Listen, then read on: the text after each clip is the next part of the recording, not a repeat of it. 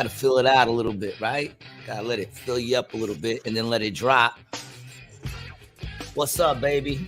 Welcome back to another episode of Rated G with Gary G. Garcia and Brian T. Licata.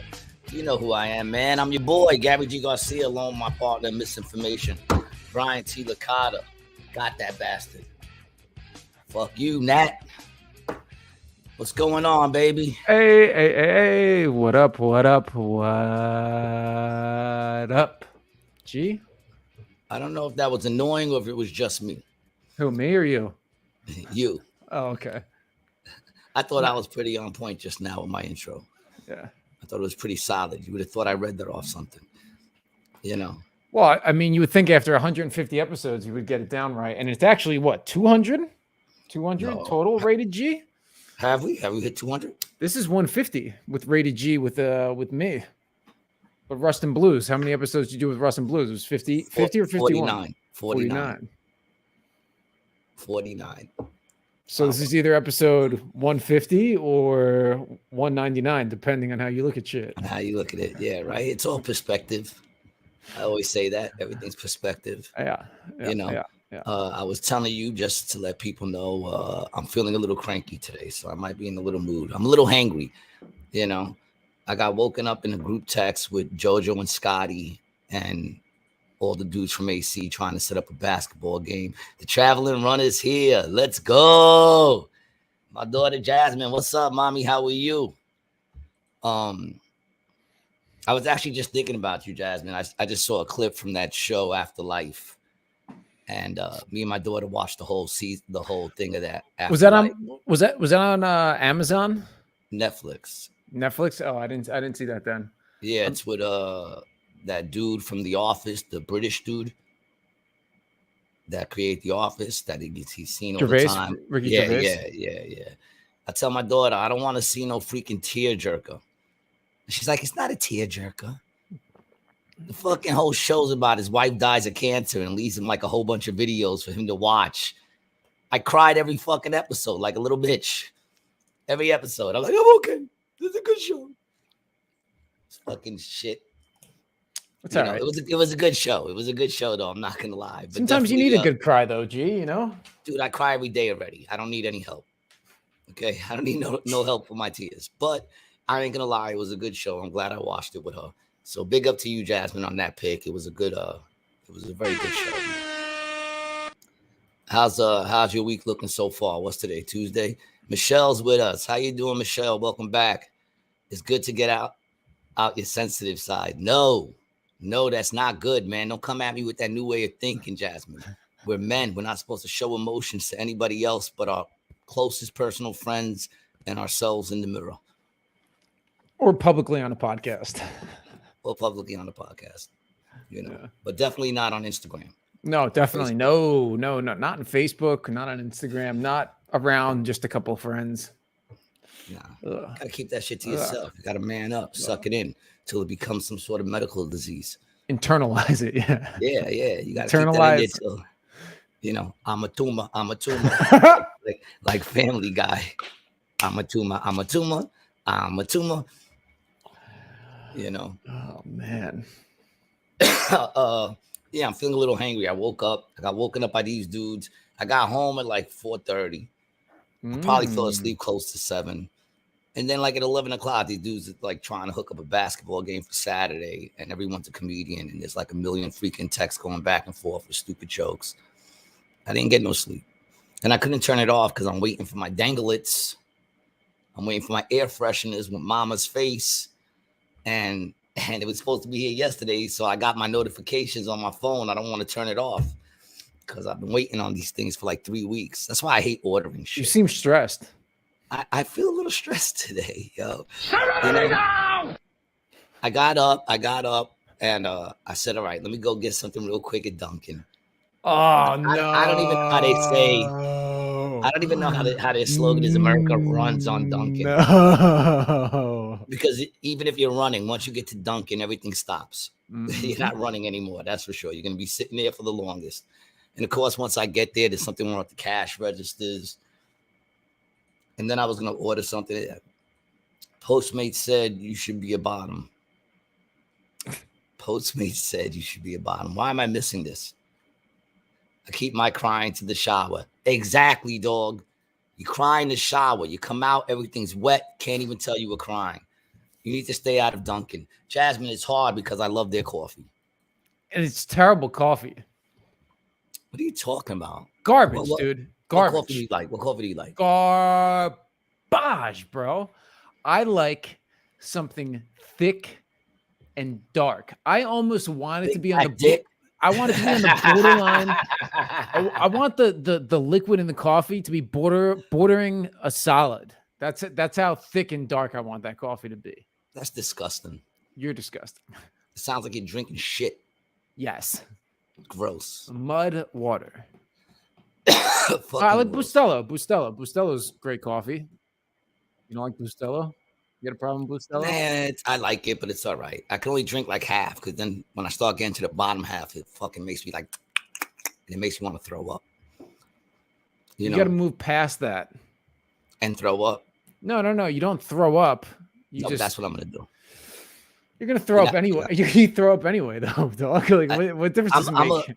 I'm a puker by nature. And I'm a loud puker, too. It's like there's no real men cry thug tears. That's right. That's right, man. Even thugs cry. Jasmine, my daughter says my coffee's better than. Yes, it is. Yes, it is. My daughter makes them. She should be a barista. The Traveling Runner says I get my beans straight from Brazil when possible. Is that true, Traveling Runner? Do you order your beans straight from Brazil? Yeah, I've never had one of those ones that you take the beans and you just crush them yourself. Yeah, well, what I have now, I have an espresso machine that has the grinder on top, and I get beans that are from an Italian roastery over here. They're dark. Ooh, put them fancy. In there. Why don't you just, if you like it thick, why don't you just leave them as beans? It just was so and then just swallow them. Can't get no thicker than that. I should try that. I'm sure you'll like it. So I go to Dunkin' and I couldn't get nothing to eat. Lauren's here with us. Hey, Lauren. I couldn't get nothing to eat. I run in there to get something to eat, and I couldn't because the machines were down. So I just grabbed my coffee, didn't even wait for my change, gave him money. Then I go to Gilcrest real quick. Gilcrest is completely packed, but I'm just going to order something to leave. I just want to get something to leave, So I had my car, like all the cars were parked. I had my car parked in the illegal spot on the corner.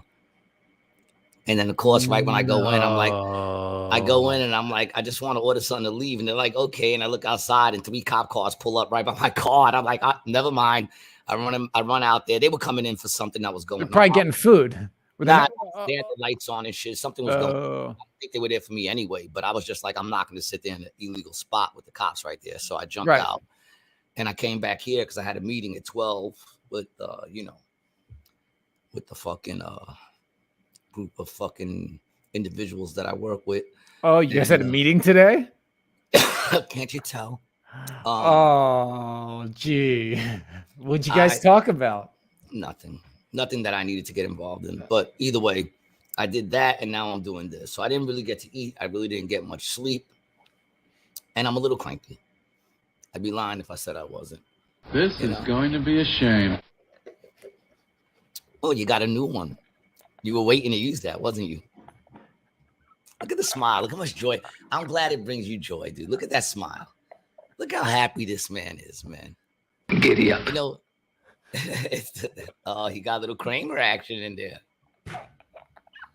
I like it. Yeah, man. Yeah.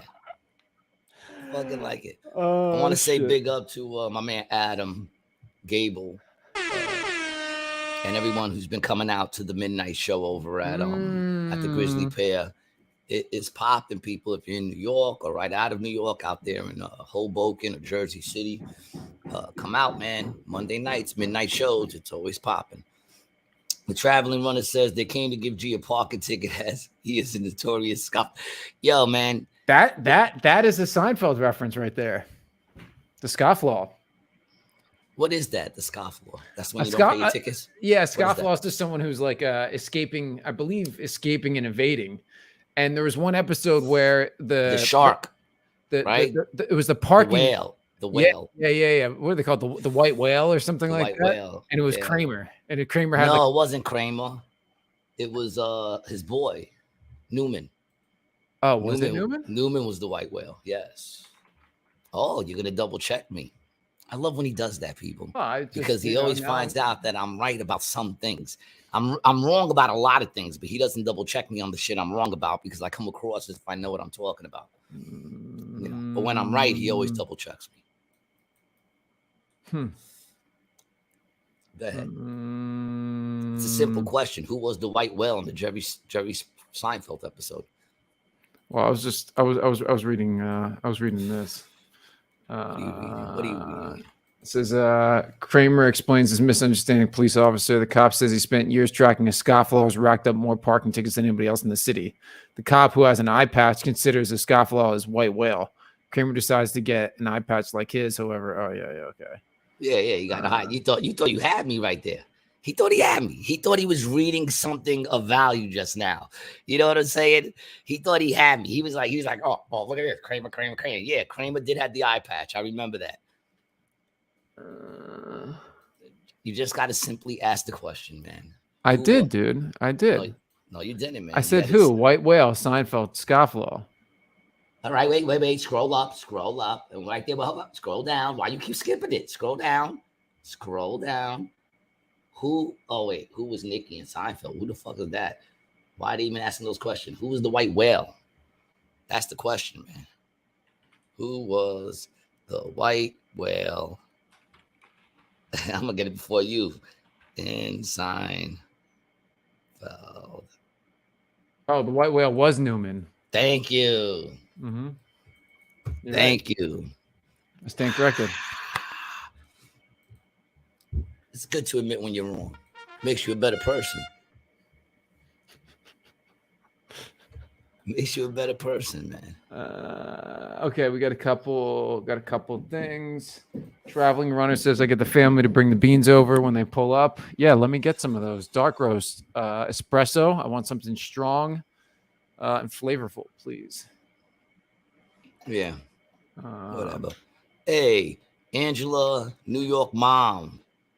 They're in debt with tickets. And welcome, Angela. I think this may be first time commented for sure and continuously break the law. What kills me is they first of all, where I got the ticket, all week long, cars have been parking right up against the stop signs. No tickets. There's one car. Well, listen, hold on a second. I just want to know if this is legal. Can anybody tell me if this is legal? Are we allowed to park our car outside and just leave it there like forever? Like not move it, just leave it there? Because there's a car that's been parked in the same spot since I moved out here. Dude. With a cover over the top of it. It's got a cover over the top of it. Never moves.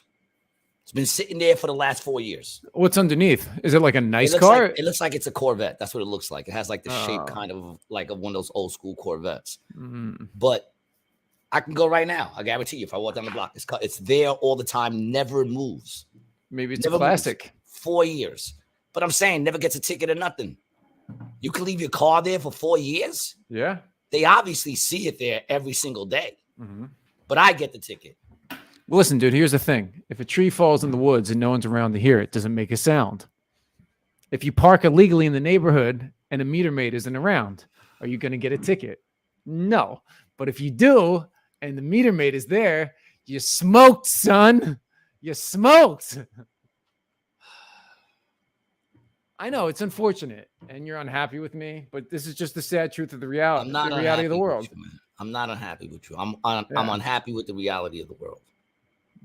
That's what I'm unhappy with. You know? I know. I'm unhappy with the reality of the world. And I got to call these fucking people up to pay this stupid ass ticket. This one I'm going to pay. I've already been through the ringer. I guess I could show up if it's too much and just get half price on it. I might do that. They better, like if it's anything more than 50, I'm showing up. This way they lower it to 20. That's what I'm going to do. Did you cut your hair? I didn't know. My girl said that too. I think I think it's growing into a good spot where I got a nice comb going. I ain't going to lie. It's looking pretty good. Nice? Yeah, it looks nice. I mean, don't try fishing for more compliments. I'm just saying that. Thanks. It looks good. Take the compliment and go with it. Appreciate it. I'm having a good hair day. Thanks. Yeah. You need to work on your face now.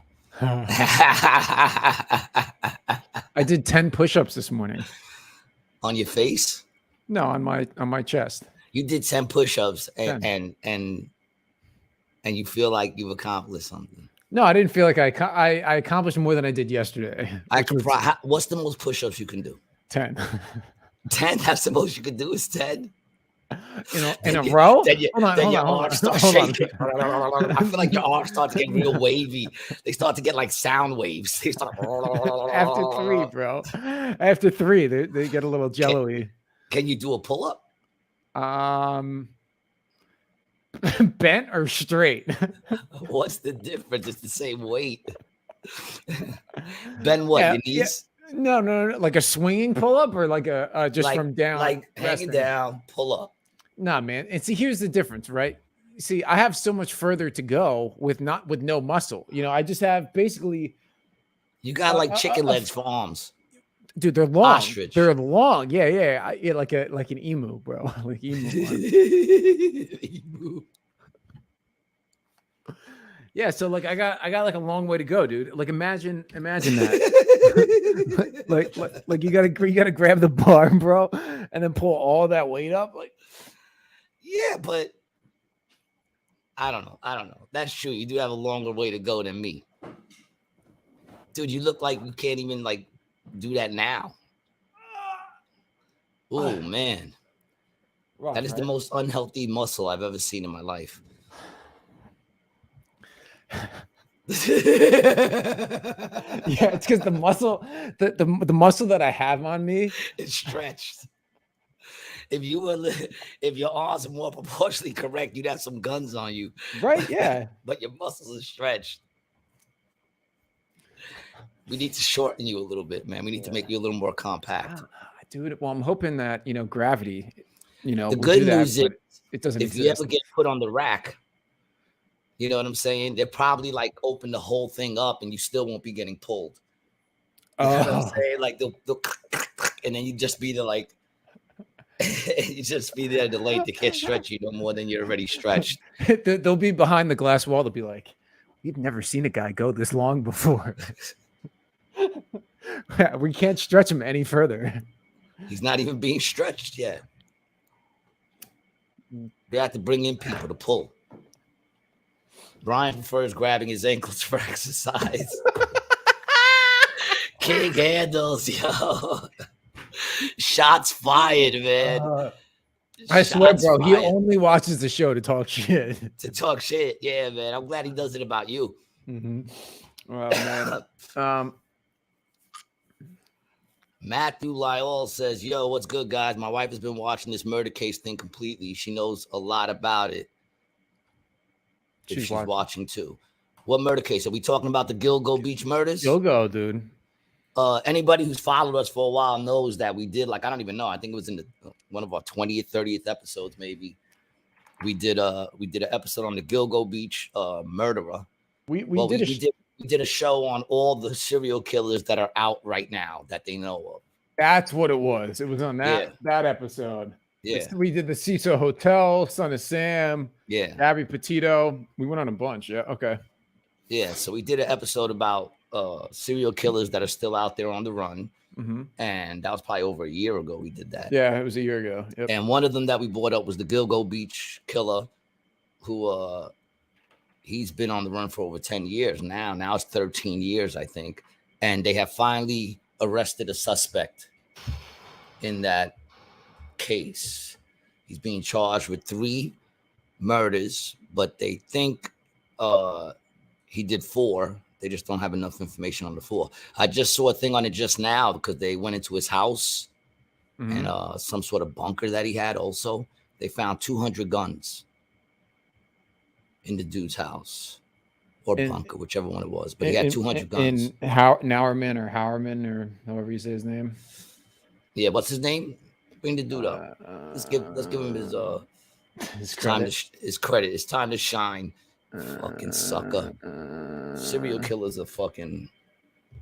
I don't even get them, man. I mean, yeah, I don't get them. Yeah, supposedly, of course, everybody was fooled.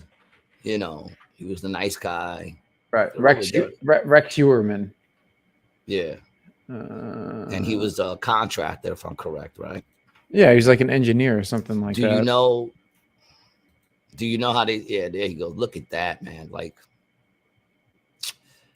I got to be honest. If I was a hooker, I wouldn't pick him up. I'm saying I wouldn't, man. Look at the size. Yeah. So the whole rundown, start to finish, for anybody who isn't aware of what the Gilgo Beach Murders are, it was in Long Island. There was 4 bodies or there was one body that was originally found that they were looking for. And they found a bunch of bodies, right? But that place is also known as a spot where people dump bodies. It's the middle of nowhere, Long Island, the marsh.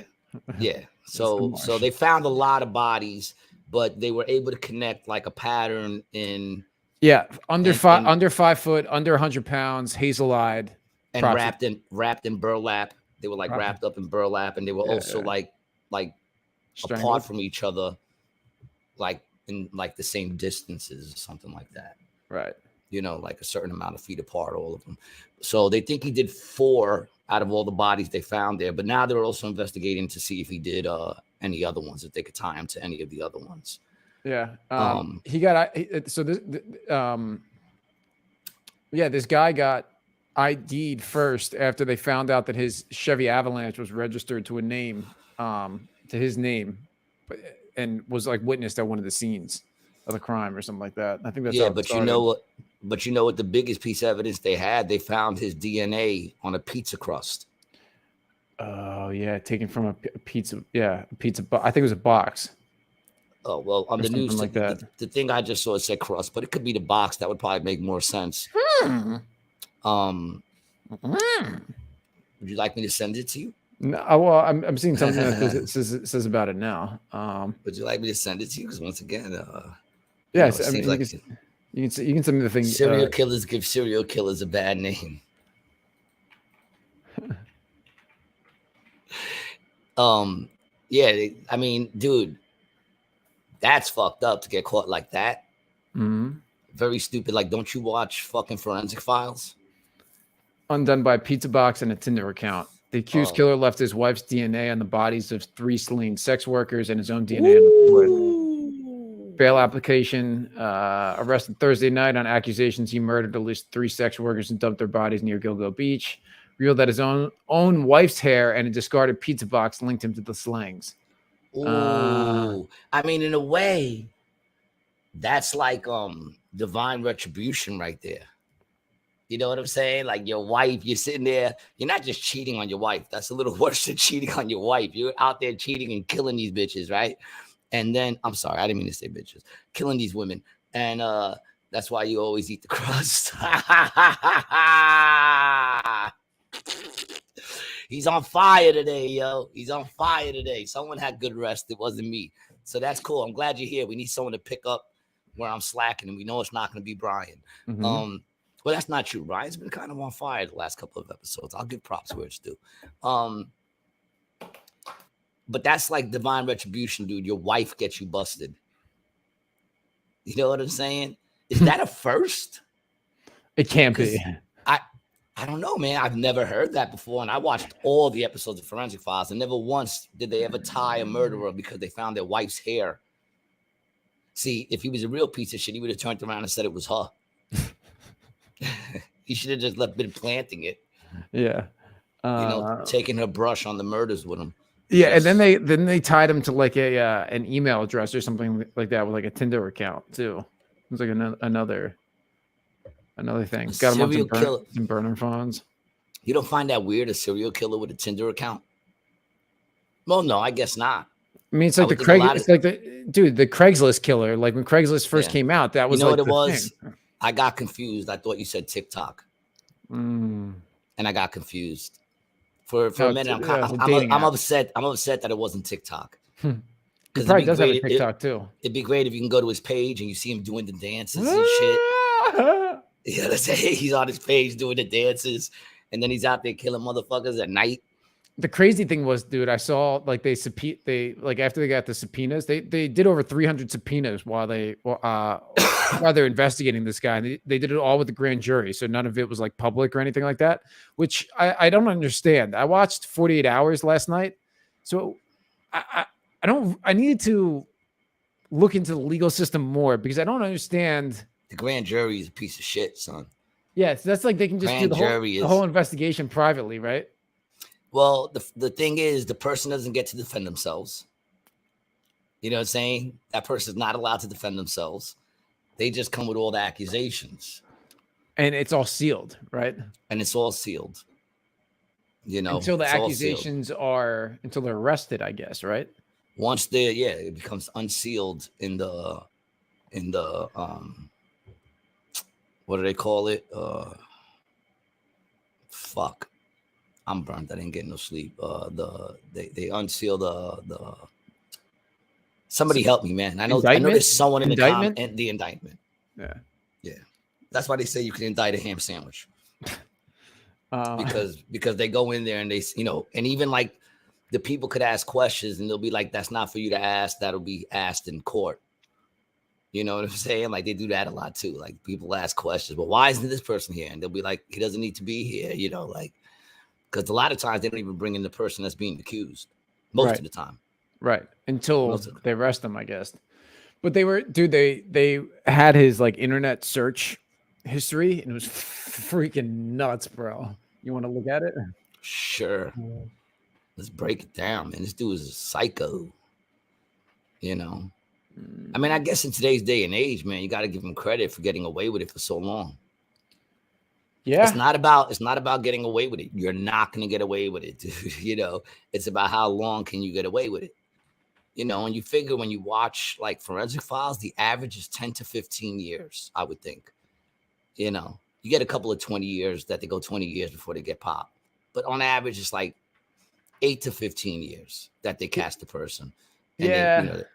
You know, so it's just a matter of how old are you when you do it. Like right now, I'm 53, right? So if I was to commit a murder, I'd have to get away with it for 20 years. That's a little long to get away with it. So you're saying you're going to wait? Yeah, I'm going to wait till I'm about like 50. The closer I get to 60, the more danger people are in. Yeah. Because then I'm like, all right, you know, I can get away with it for 3 years, 4 years, and you could arrest me in my 70s. What the fuck do I care? You know what I'm saying? At that point, I'm tired anyway. I'd like to get a little time to myself. King Handel says, I find it hard to believe the wife didn't know old boy was out dropping bodies. You can't even successfully cheat on a woman for an extended period of time without her finding out. I agree. I agree with that statement right there. You're telling me this woman never went through his phone, never looked in like that.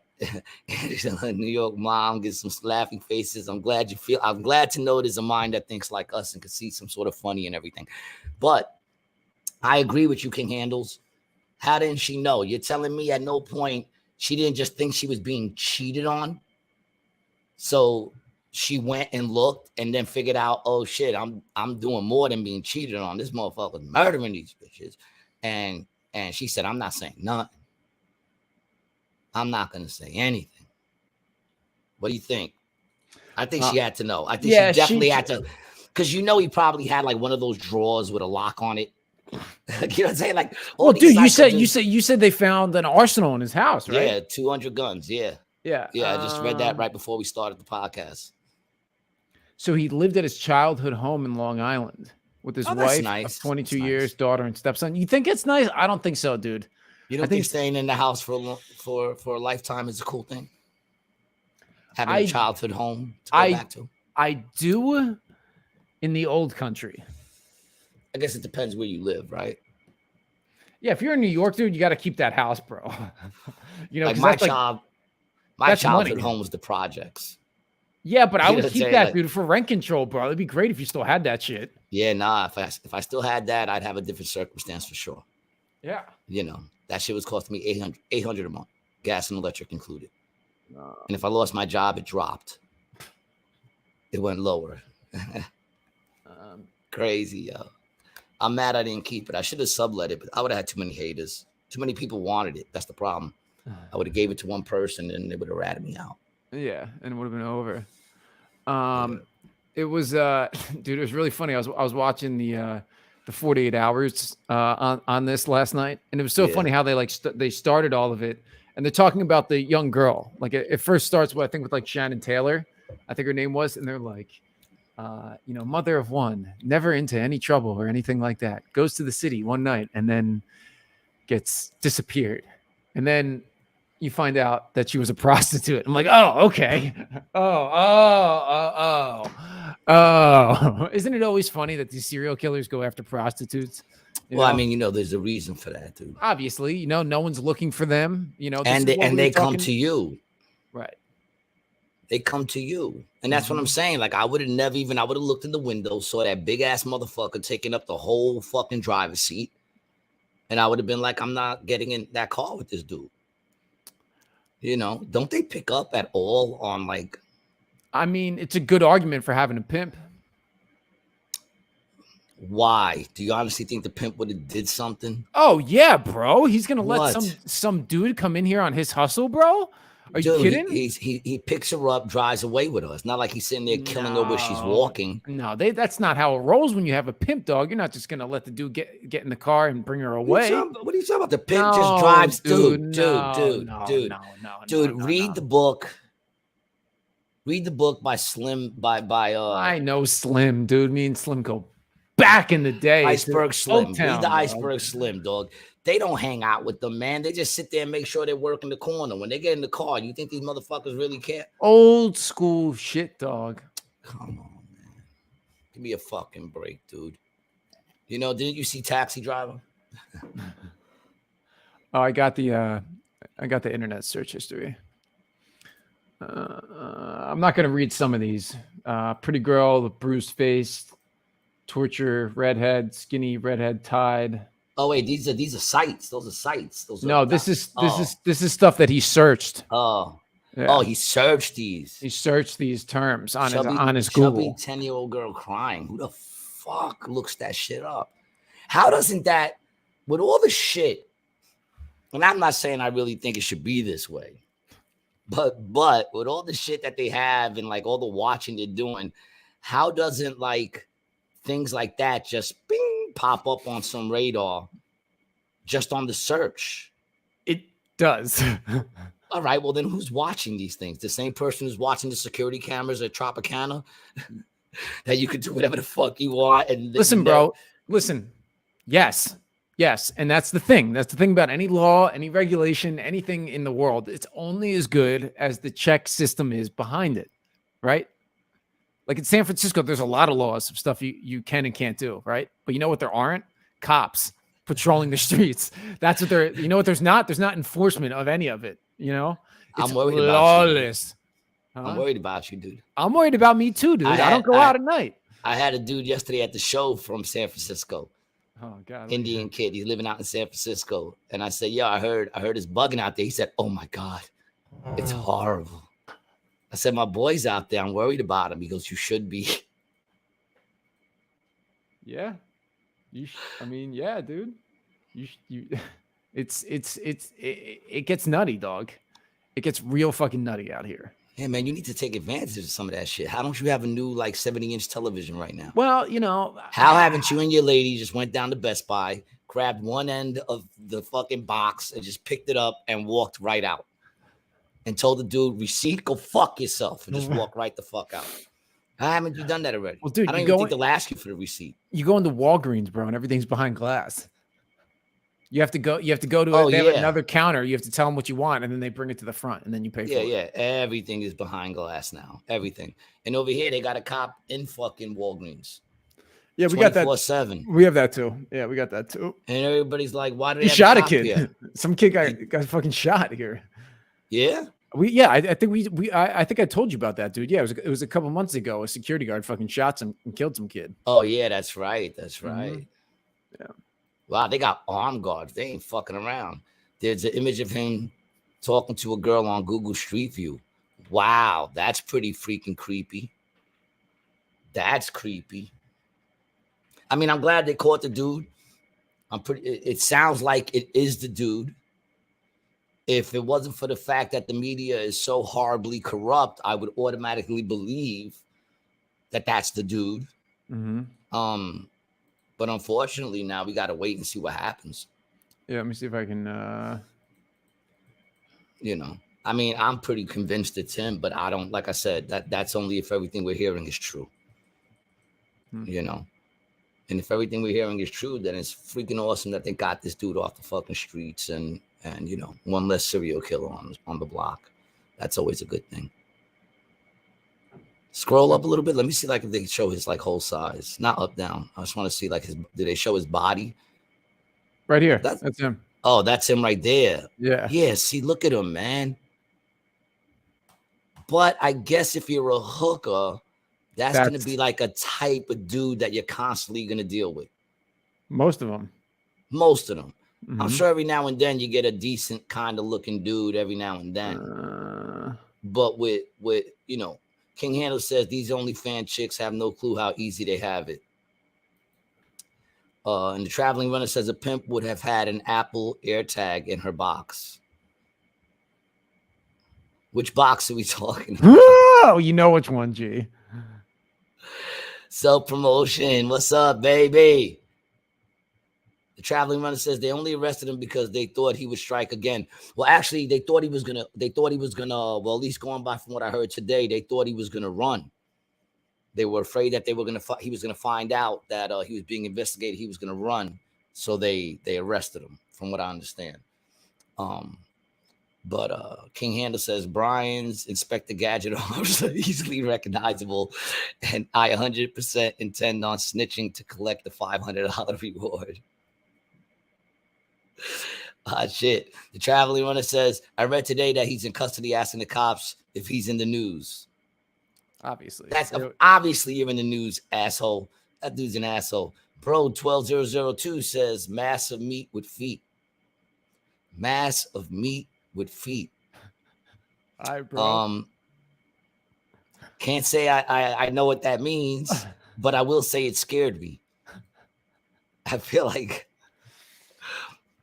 So you think this guy's it? You think it's signed, sealed, delivered with this guy? Because they've accused other people of it before. There was John Bittroff, James Burke, Peter Hackett, Joel Rifkin.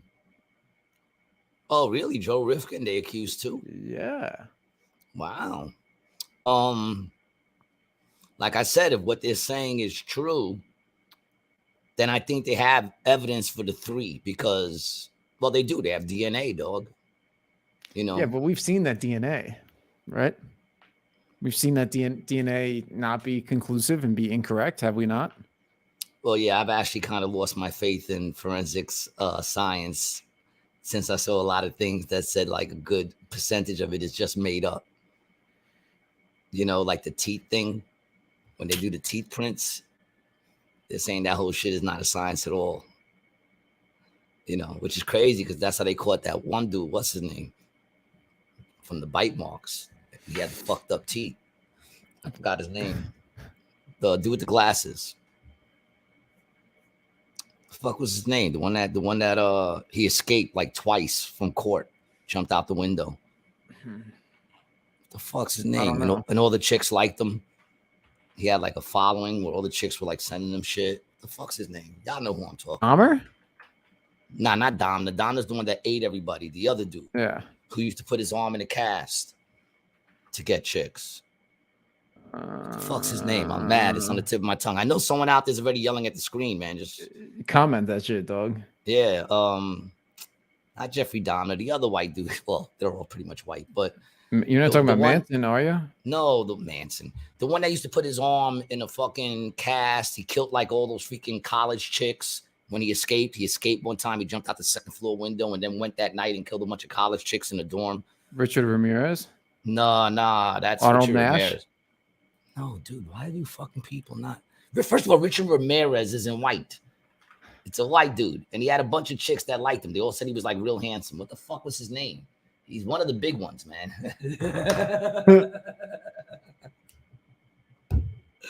He's Dennis one of the big BTK? BTK. Do you know what the BTK looks like? I said that the women thought he was good looking, man. Hold on, man. Famous serial killers. I bet you I get it right up, man. I don't know how you don't get it. Ted Bundy. First one on the list. Damn, man. Shit. Did I become producer all of a sudden? Do you want to make me where I could bring up the Ted Bundy, man? Cliffy, what's up, Cliffy? He says the evidence is strong against him aside from the DNA. Well, good. I mean, I hope it is him. Traveling Runner says Brian's gonna play Plastic Man in a live action movie soon to be released. They're not gonna need any CGI at all. Plastic Man, dude. They're going at you today, Brian. Why? Your hair looks so good. I don't even understand why. That's why, because I'm having a good hair day. Yeah, they're hating. They're hating. It's so precise and perfect in every step of the way. It looks hard. It looks like it's sprayed up. You got spray in that?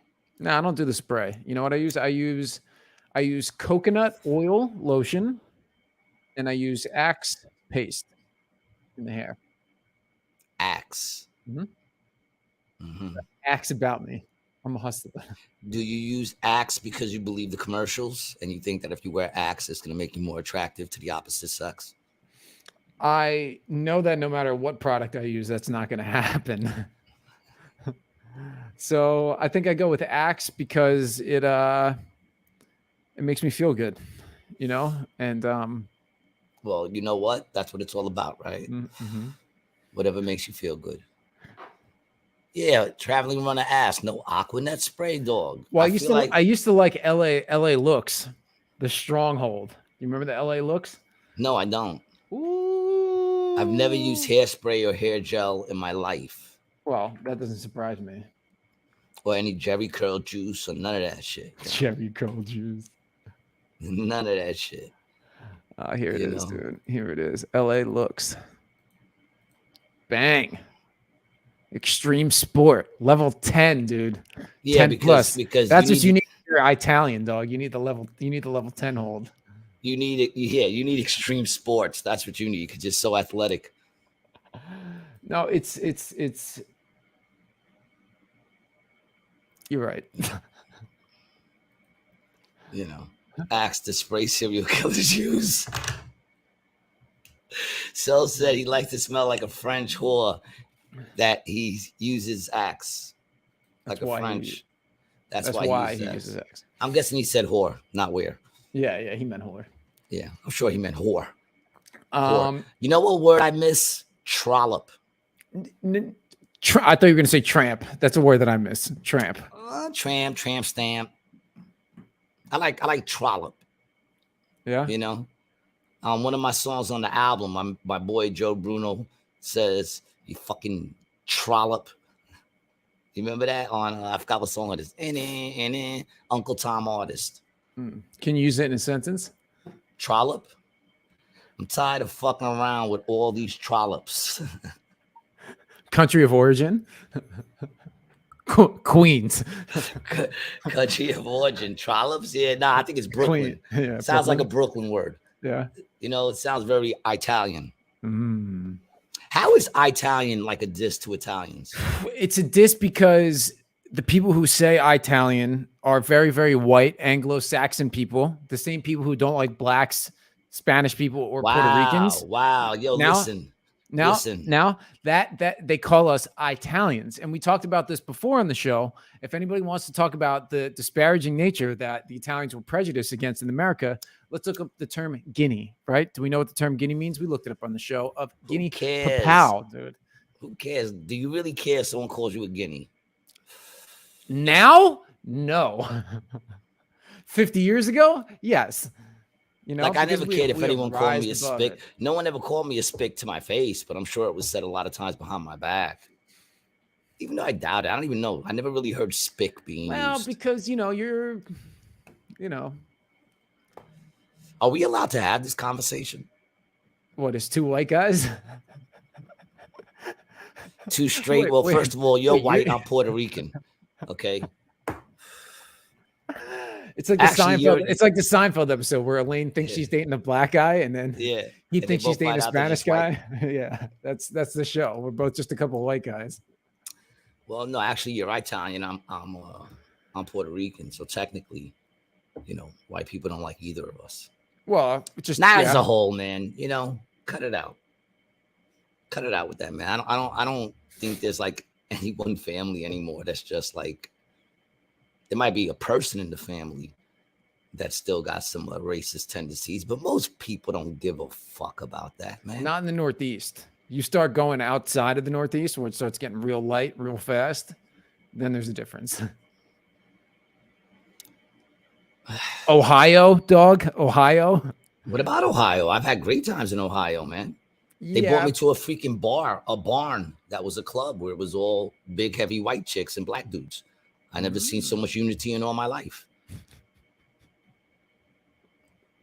I really don't know what you're talking about, you know. And then when I did that show out in PA, man, it was all white dudes who were allowing their white daughters with black dudes. They were making their own Puerto Ricans. Go back. Let me see what that last one said.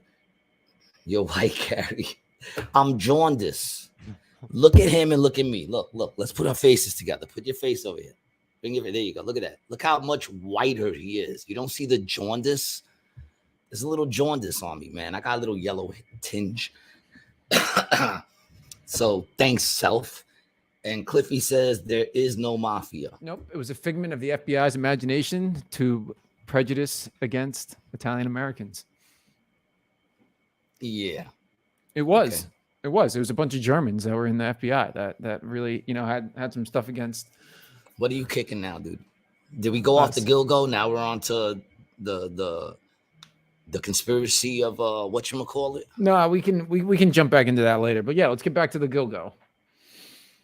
What are your thoughts? I mean, it seems like signed, sealed, delivered. Like I think his wife definitely knew. Yeah. Did he have kids too? Let's look that up. And if his wife knew, then his wife's best friend knew too. She has to tell somebody. And she definitely found something, because there came a point where she thought he was cheating on her. You know what I'm saying? Mm-hmm. Unless he got one of those real good women that he says, bitch, don't be asking me about what I do when I'm not here. And she's like, okay, honey, I'm sorry. You're a piece of shit. How else? How else could she not know unless she was complete submissive? That's the point I'm trying to make. You know, I said it in a very bad way, but that's the point I'm trying to make. Busted for the murders is a twice married architect quietly raising 2 children, including a son with special needs, in the ramshackle Long Island home he grew up in. Stunned his neighbors. Among them was actor Billy Baldwin, 60, who tweeted his shock to learn that the Gilgo Beach serial killer suspect was his high school classmate. Married, 2 kids, architect. Can we find a picture of him in high school? Because I can guarantee you that he has those eyes. I can guarantee you he has those fucking eyes. It'd be nice if we can catch him with Baldwin in there too. That'd be a good fucking thing. But, you know, I guarantee you he has those eyes. I'm pretty sure you could tell he was gonna murder people by his class picture. I'm pretty sure. Sure. Let's see. He's not looking dead on the camera. That's the problem. He's refusing to look dead in the camera. But I mean, look at the glasses. He's got the Dominic glasses. Yeah, man. Yeah, all right. This one kind of, I mean, yeah, he's not looking dead at the camera. So it's hard to tell. Man, he really let himself go, didn't he? Bro 12002 says, you live in a nice house, bills are being paid, nobody gives a fuck. Nah, dude, man, if that was the case, we would have never had original sin. You know, Eve would have been satisfied with the fact that she had everything in the world except for that tree. They always want the tree. She knew at some point she felt a disturbance in the force and thought he was cheating. And she had to have searched. And when she searched, she came up with all that shit and was like, whoa, I'm not going to say. She probably was terrified. What was the last? Bring up the King Handle says, look, dude, you're going quick. Look at the media's attempt to humanize this dude. Of course, dude. I just saw yesterday, King Handles, just a quiet guy with a regular family. Nothing to see here. It's always the quiet guys with the regular family. And Brian, why do you have me on solo right now? Do you not like the way you look? Sorry. It's always the nice guys with no one to see work. I mean, BTK was working in the church. Working in the church. Oh, that's right. Yeah. Yeah, BTK Killer was like big time in the church, man. But what I'm saying is she definitely knew. She was in her own world. Yeah, she probably was terrified. I wonder what the first wife is saying. And you know what, man? Like, I'm sure you're second thinking all the shit that you said to that man during arguments and shit. Mm-hmm. You're probably rethinking how lucky you are when you told him to go fuck himself, that he was a piece of shit and he was nothing, you know. And then he got so mad at you that he went out and murdered a bunch of chicks. Probably said his wife's name while he was doing the freaking killing. How did he kill him? He strangled him? How he killed the girls? Yeah. I'm not sure. I think it was strangulation. Yeah, strangle is, woof. You know what it takes to do that to a person, man? That's horrible. That's freaking horrible. This is the first wife. The first wife, boy, she dodged the bullet. She dodged the fucking bullet. Yeah. You know, and I'm sure she knew there was something up with him. I'm sure she was just happy to get him out of her life. You know? That's crazy when you get serial killers, dude, that they have families, because the family's like, wow, he could have, you know what I'm saying? Like, if I was the wife of a serial killer, I would be thinking all the shit, all the horrible things I said to him. And then I start wondering if I'm the reason he went out and did that shit, because I just stressed him out so much. He didn't want to kill his family, so he went out and killed other people. Dude, just imagine all the conversations you have. How can you trust anybody ever again after that? It's got to be hard. Well, for starters, she knew. So, you know, she probably didn't have the right shoe size for him. Something weird like that. That's horrible. Imagine that's what it was. She just had like a fucked up toe and it drove him insane. So he had 200 guns that were legally, they're trying to figure out if they're registered right now. They don't know yet. 200 guns. Yeah. I got 200 guns, 200 clips. So do you think New York? Do you think do you think there was any satanic of course, he's a serial killer. Yeah, I know, but do you think he was involved in any bigger group? Oh, because they had the son of Sam. You know, we've talked about how that was, you know, part of a bigger thing. Yeah, a bigger thing than him. He didn't do all those killings for sure. For sure. Well, what about this guy, dude? Did anybody ever like give a description of him? Did they ever have like a drawing of him? And if so, does he look anything like the description? I mean, I don't know. I mean, listen, there was definitely some sort of Satan involved. I mean, that's evil. So obviously, you know, whether or not he was part of a bigger group, I don't know. The police are now going down south to property that's owned more victims, I would presume. And Broad says the bodies were found so decomposed that I believe autopsies were not possible. I would think that they probably couldn't recognize them. Autopsies. I mean, there's a good chance on that too. Well, yeah, because they put them in the burlap and then put them in the water so they would decompose faster. Yeah. So you can't really do a autopsy. They could find DNA from the body and stuff like that. I mean, I guess they still do some sort of an autopsy, right? It's very interesting. It's horrible, man. My heart goes out to the families. I mean, I joke around about everything, but yeah, my heart goes out to the families, man. That's a horrible thing. It's weird when it unfolds in real time, man, because like you can watch this stuff like in documentaries or in the past, but like when it's going on, it just doesn't really seem real until you have all the evidence. You know, it's very, very, well. I mean, I remember, you know, like shit, the 70s. I was around for the Son of Sam. I remember we were supposed to move to California. My mother didn't want to move to California because of the helter skelter shit that was going on. Oh, yes. Yeah. So I remember like a lot of those things. The Jeffrey Dahmers. I remember when that was happening. I remember when the Atlanta murders were happening.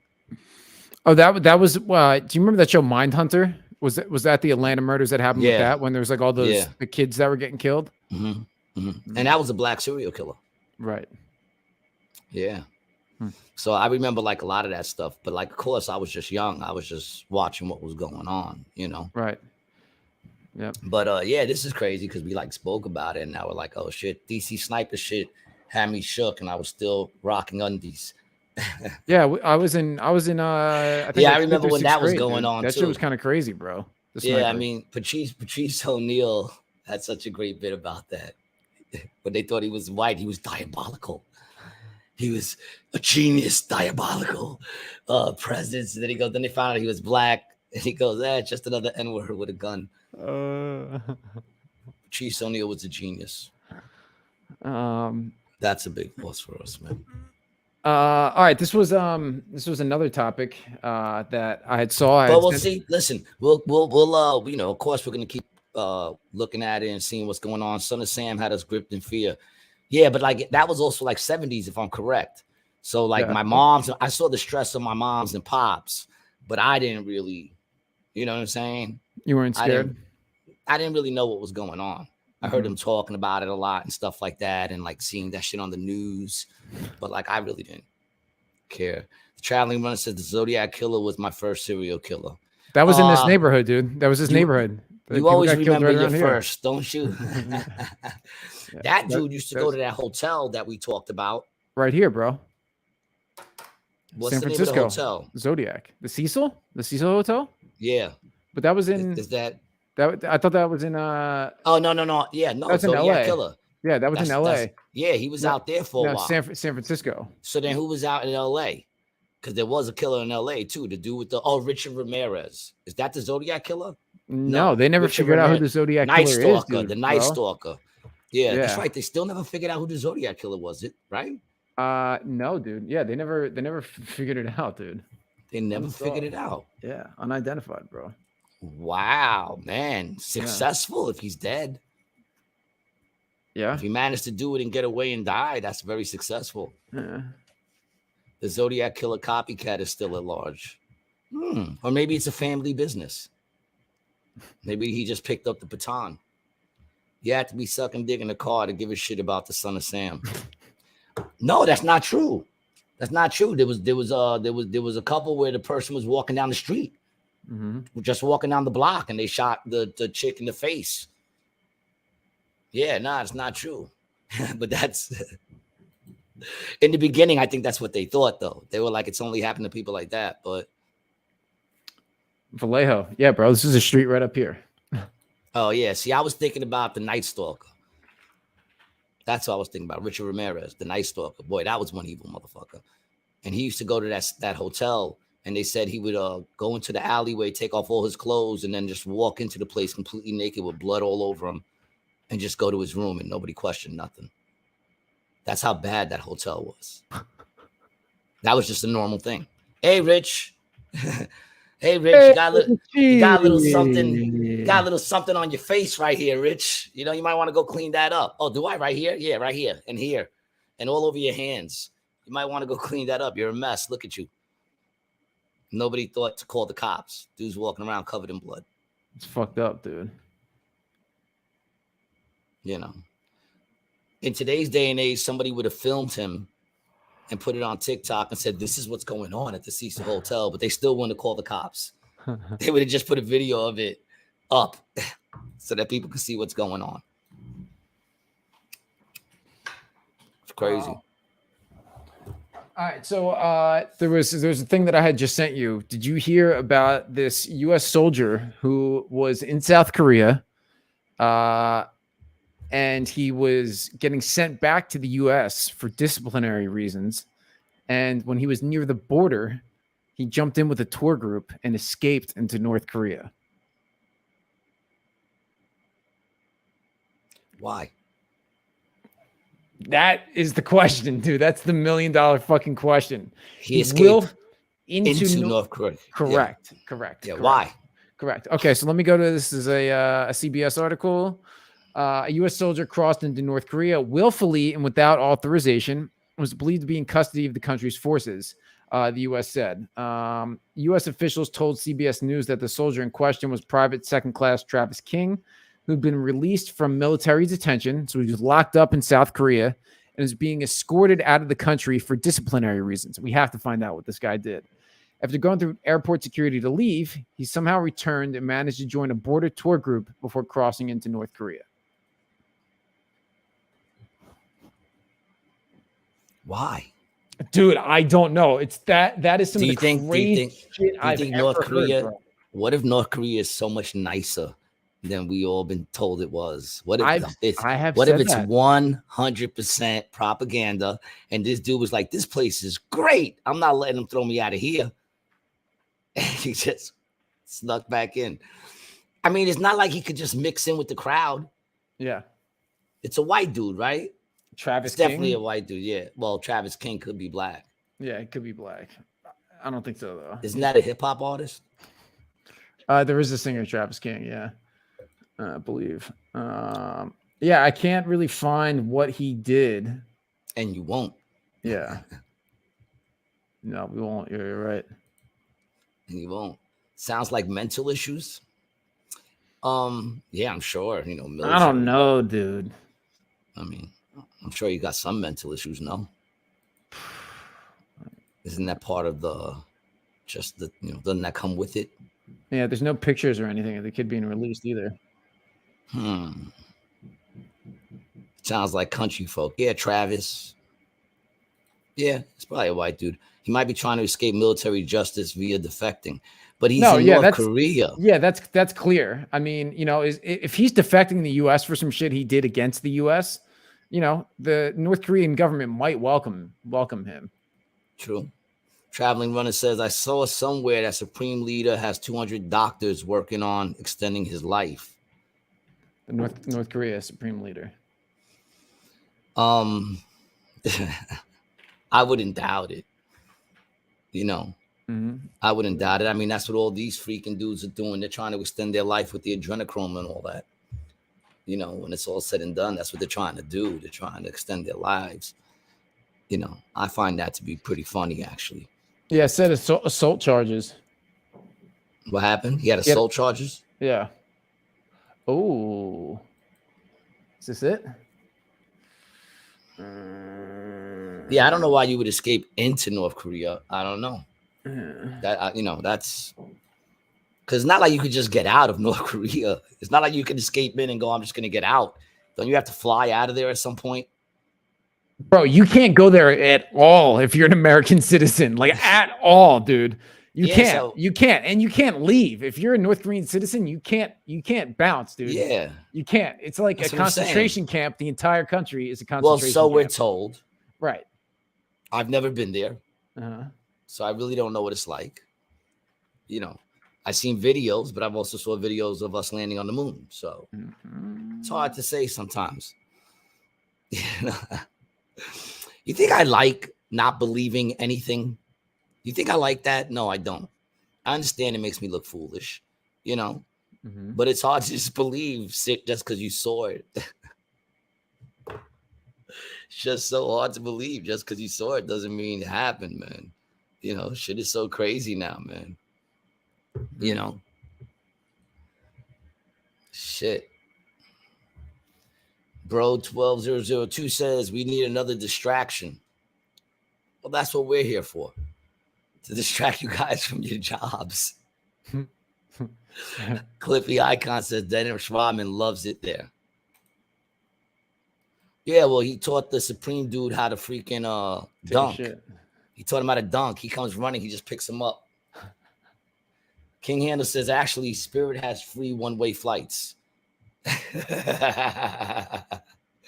That's where they should send all the fucking people coming into our country. Instead of sending it to Mar-a-Lago. Just dump them off in North Korea. Just dump them in North Korea on Spirit. It's free. That's hysterical. It's fucking free. It is my ignorance that makes me adorable. Thank you for remembering, Michelle. Thank you for remembering. Yeah, I wouldn't even have went to North Korea. It's like I said, I'm not that dude that wants to visit a whole bunch of different places in the world. There's some places I don't want to go. Where do you want to go that you haven't been yet? That I want to go? Philadelphia. Philly. No, I've been to Philly. I like Philly. Where would I like to go? I honestly don't. It's probably someplace in America.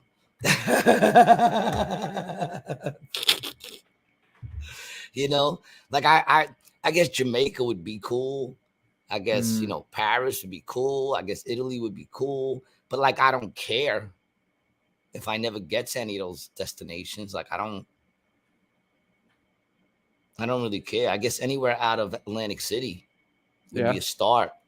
But yeah, I don't really have like, Virgin Islands or, like, I don't know. I just don't have the desire. Not to say that if like I didn't have the opportunity to go, I wouldn't, and I'd probably be like, oh, wow, this is so fucking cool.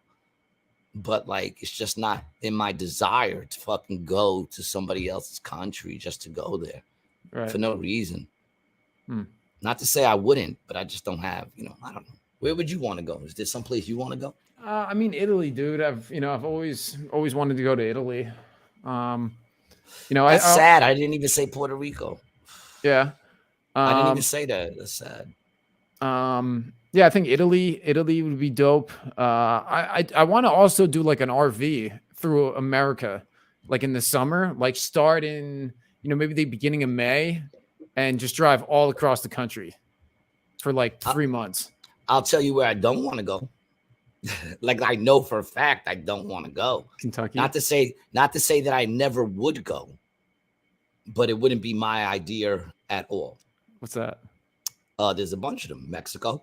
Oh, dude, I would love to go off the grid in Mexico for like 6 months. Yeah, I mean, listen, I'm not saying it's not a beautiful place. I don't know. I've never been there, and I'm not trying to diss Mexico. Dirt cheap. I'm just saying that the people that I know from Mexico have told me it's a very dangerous place. And, like when kidnapping is a business, I wouldn't go to any place where kidnapping is known as a business. Oh, well, I mean, then anything south of basically Texas is off limits. Like I don't want to go, I don't want to go to like, yeah, but see, Iraq. you're way past. I don't want to go to Iraq. I don't want to go to Iran. I don't want to go to Israel. I heard. If I go to Israel, I heard Palestine is great this time of year, dude. This time of year, like if I went to Israel, I'm definitely. My mom's going, dude. My mom's going in a couple months. Where? She's going to Israel. Tell her to rent a car. I'm not getting on any public transportation. That's for sure. Even though, you know what, they're not blowing up shit like they were when I was growing up. When I was growing up, they were like blowing up buses every other week. Did they just get bored of talking about that? No, they're still bombing the shit out of each other, dog. The West Bank's getting lit up all day. They're still chucking rocks and everything. Yeah, I don't want to go over there. Rockets. I don't want to go to Libya. I don't want to go to Somalia. Like, there's certain places that, like, and what's crazy is, like, and I'm not even going to lie, like, I mean, there's a bunch of places that I heard are really great places, but I don't want to go someplace where they're like, it's great as long as you stay where you are. Because it's kind of like that here too. Atlantic City's safe and cool as long as you stay where the casinos are and on the boardwalk. And they're not guaranteeing you anything to the left. Or anything even in the parking lot. As long as you stay to the right, everything to the left is on you. I don't want to go to any of those places. I'm trying to get out of one of those places right now. Yeah. I don't want to go someplace where the trip from the airport to the resort is like, all right, people, this is going to be, kind of like more dangerous than the flight. Yeah, buckle up. King Handel says, Gary, you got to fight in at least one civil war, man. To be honest, King, I don't have much fight left in me. I kind of save it for counter clerks and people at Dunkin' Donuts. It's a good idea. I don't know if I got it. I think I might listen. If it licks off real quick, I might have a good couple of years in me. If it licks off quick, Let's see what I got. What's your plan? If shit starts to lick off, what's your first move? What are you doing? Got to get to the kids. Mm-hmm. Probably my daughter first because my son-in-law has a pilot's license. Oh. So I know we have a pilot. Right. Then I got to go grab my son for sure, and his lady. So right there, we got at least 5. We're at 5, 6 right now. Mm-hmm. Then I got to go, grab Mark because he cooks and he knows his survival shit. Mm-hmm. Yeah, there's a small group of we got our combatants ready to go. I just got to get there, which is another reason why I got to move. Got to get closer. Gary's in a civil war against the parking authority. Yeah, man, and I'm not doing so well, to keep it real. I literally park my car every night, and I wonder what I'm going to get a ticket for. I just wonder. Am I going to get it? Are they going to go and measure how far my tire is from the curb and say I'm not close enough to the curb? Is that what's going to go on? Like every night, I'm just like, I felt safe for a minute once I got the parking permit. I was like, dope. You know what? No stress. I can go to sleep every night knowing I'm not going to get a ticket. No, that's not the case. It's not the case. They got commercial vehicles parked on the street out here with parking permits. How does that work? Is it different in Jersey? Because I know you're not supposed to park a commercial vehicle on a regular residential block and leave it there for days. This one, if I went to the window right now, I haven't even looked out my window. I guarantee you, if I looked out the window, there's a fucking residential truck parked right there. It's been there for like 3 weeks. Not one fucking ticket. And it has a parking permit. How? It's a commercial vehicle. But me, I get, you know what it is? My car doesn't look like it belongs here. Was it too nice? Yeah. And it's not even an expensive car. It's a fucking Civic, but it's definitely too nice. Yeah, I know. I'm on their radar, right, bro? I'm not bugging on that. Yeah, because I feel like it's a personal thing.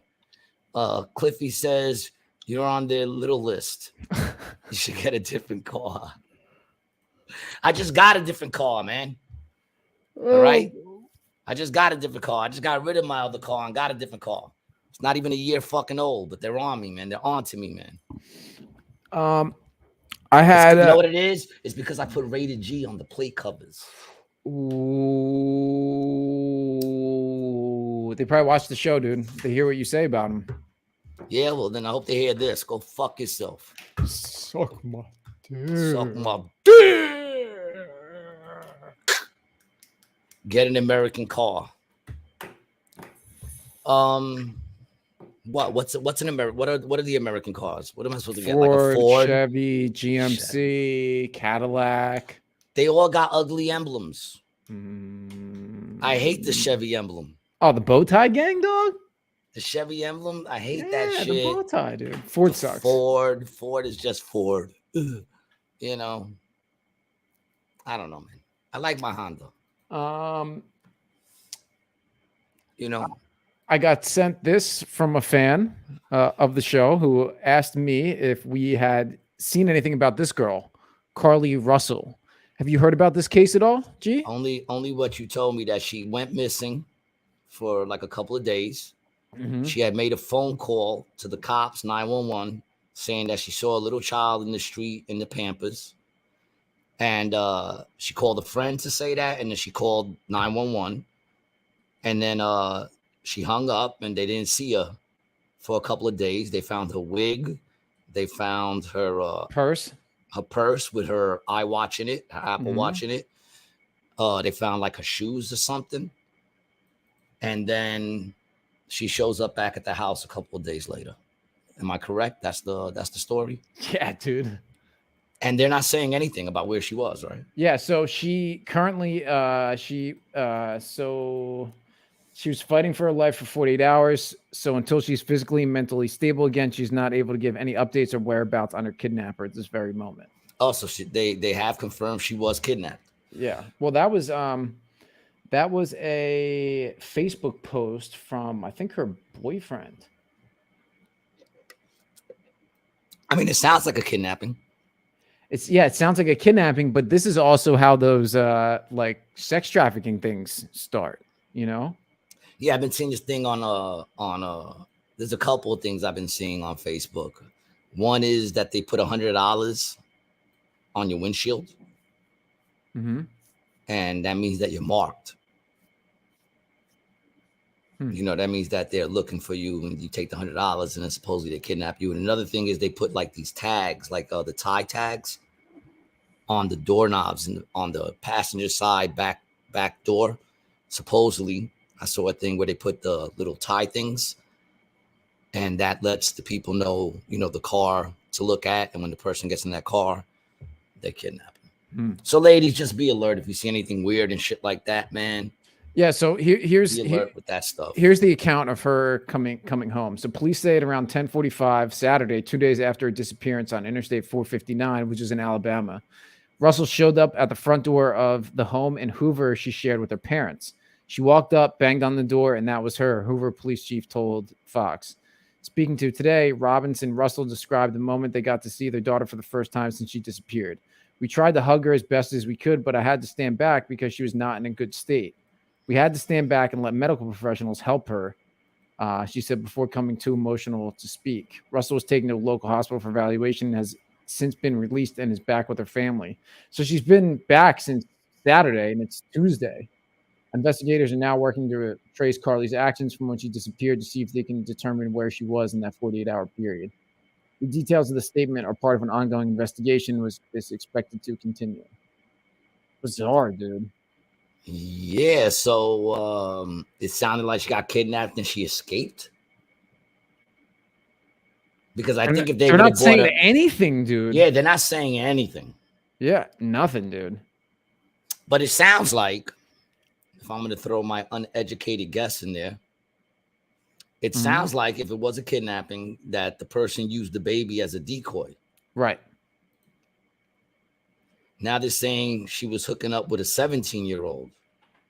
Really? And the plot thickens. Yeah, hold on. I'm going to try to find that. And she was 25 also. The plot thickens. What if it's all a lie? What if it was all a lie because she was going to escape with the 17-year-old? I mean, I don't even know. I'm just throwing bullshit out there, people. This is my mind throwing bullshit out there. She was going to escape with the 17-year-old. So they made it look like a kidnapping. But then she realized, what the fuck am I doing with a 17-year-old? This dude ain't going to be able to take care of me. I'm not going to be able to get a job because my face is everywhere. So I'm relying on 100% this motherfucker. He's sitting there playing fucking Xbox all day in the hotel because that's the only thing he bought with him. And then she came to her senses and said, I'm fucking out. And he still thinks she's going to fill up the bucket with ice. Do you want to read the Rolling Stone article about it? Oh, because we could trust Rolling Stone for sure. No, yeah, but literally whatever Rolling Stone says it's a lie is probably the stuff we should look at. Yeah, sure. That's how I use Rolling Stone, you know? Yeah, let's check out Rolling Stone. And I remember I was so proud to be in that magazine when I got in that magazine.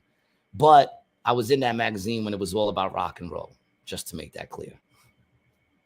But go ahead. What did they even put out there now? Is it still, they even talk about music? Carly Russell was missing for 2 days. Her case is already a conspiracy theory breeding ground. Ending human trafficking is a huge political and cultural conversation, experts tell Rolling Stone. So why does the internet always get the truth so wrong? Good question. Tell us. It's one of those. I'll find it. It's one of those. You know, they don't even want people to hear their news. You got to be in allegiance with them. You know. Got it. Okay, here it is. So by the way, they're saying sex traffic. I don't know. Like I said, if she was with a 17-year-old dude, I think my theory is a little better, that she just came to her senses.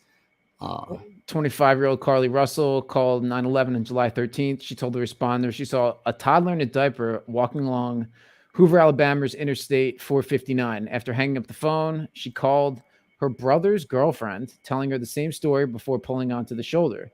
According to Russell's mother, Talitha, the last thing she could be heard on the phone was Russell asking somebody if they were all right.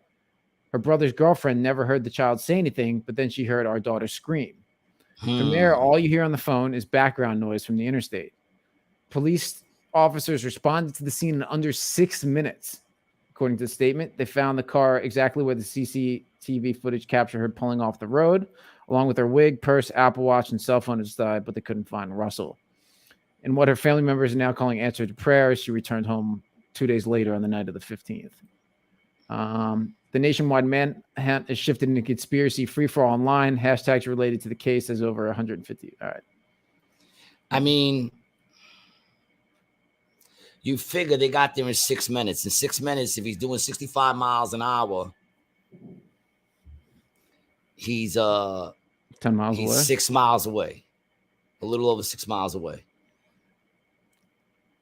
But yeah, she managed to get home apparently on her own, I guess. I mean, they're not saying anything, so it's all speculation on my part, which it usually is, people. So don't ever take anything I say, which I don't think you do. I don't think there's anybody here taking what I said more than face value. But yeah. Here's the good part about the Rolling Stone article. Let's just get into this. It's also important to note that while obsessions over Russell's disappearance have manifested in intense speculation on social media, trafficking isn't just an online fixation. Rather, in recent years, the threat of trafficking has been used as political cudgel against partisan competitors. Especially expert Joseph Usinki tells Rolling Stone. Lots of people overestimate the amount of child sex trafficking in this country, he says, and those beliefs go far beyond the small number of people who are QAnon believers. It's the large majority of Americans. And then it starts to talk about the sound of freedom in the same article, dog. Of course it does. The constantly quotable and often wrong statistics combined with over-sensationalized accounts of trafficking, like the release film The Sound of Freedom, has created a volatile landscape. One that values over-sensationalized campaigns to help victims over genuine aid. Hey, man, I mean, does this go back to, in the earlier part of the article, it says that she was found, she didn't have her wig, her purse, her Apple Watch, which is a tracking device, or her cell phone.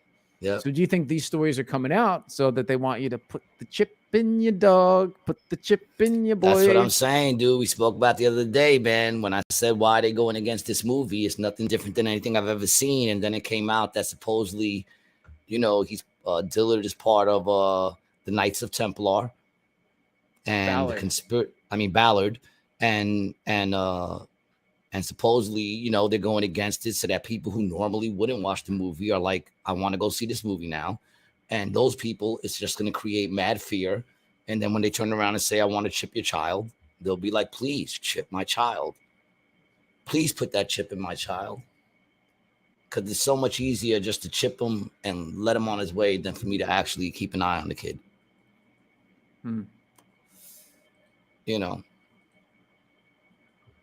Yeah, fucking crazy. I'm trying to find. That's an interesting story. We'll definitely, do updates on that because obviously there's a lot more that's going to come out that we know nothing about. So we'll do the research so you don't have to. Rated G, a source you can trust. Did she even give a description of her captors? No statement whatsoever. There's been no public statement. The police haven't released anything. She hasn't released anything. Nothing. Look up that 17-year-old theory. I couldn't find anything. Couldn't find anything. No. Okay. No. All right. So maybe that's just some bullshit. Because if that's the case, then that was traveling. I think that was Traveling Runner or Bro 12. Whoever said that. Bro 12. Bro 12. You got any info listen, if you got a link or something, feel free to throw it in the comments. We'll throw it up. But if that is the case, I would be leaning more toward she came to her senses. Yeah. That's what I would be leaning toward. If she was going to meet a 17-year-old, which there's no proof of that anywhere other than the comment. And I'm not trying to say that that you didn't read that, bro. I'm just saying we haven't been able to find nothing.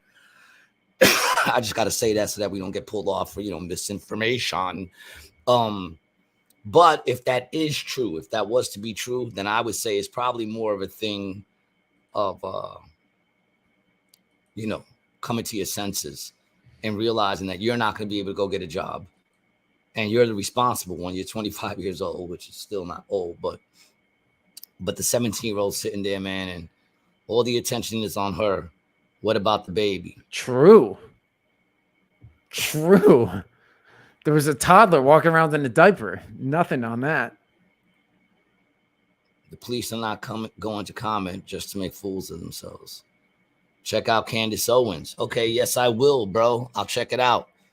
I will check her out actually right after the show. I'll check out her last episode or whatever, because yes, I am a supporter of the Daily Wire. And I don't agree with everything they say either, but I agree with a lot of the shit they're saying. And at least they're not afraid to voice their opinions. So, Candace Owens got a new movie coming out too about, I forgot what it was about. It's about to come out. Who the fuck is it on? Fuck, I can't remember, but we'll talk about it when it comes out anyway, because I'm sure I'll check it out and be all into it. You know, we'll see. I get sucked up into things, you know. But yeah, we'll definitely have to keep an eye on that one. I'm interested to see what's going to come on. And I'm interested to see if that 17-year-old theory thing is actually true. Yeah. You know, because if it is, I'm calling coming to your senses. And that's why she hasn't spoken to nobody. Because the truth of the matter is, most of the time when that shit happens, is the movie called Zaddy? What movie? Candace Owens. Oh, Zaddy.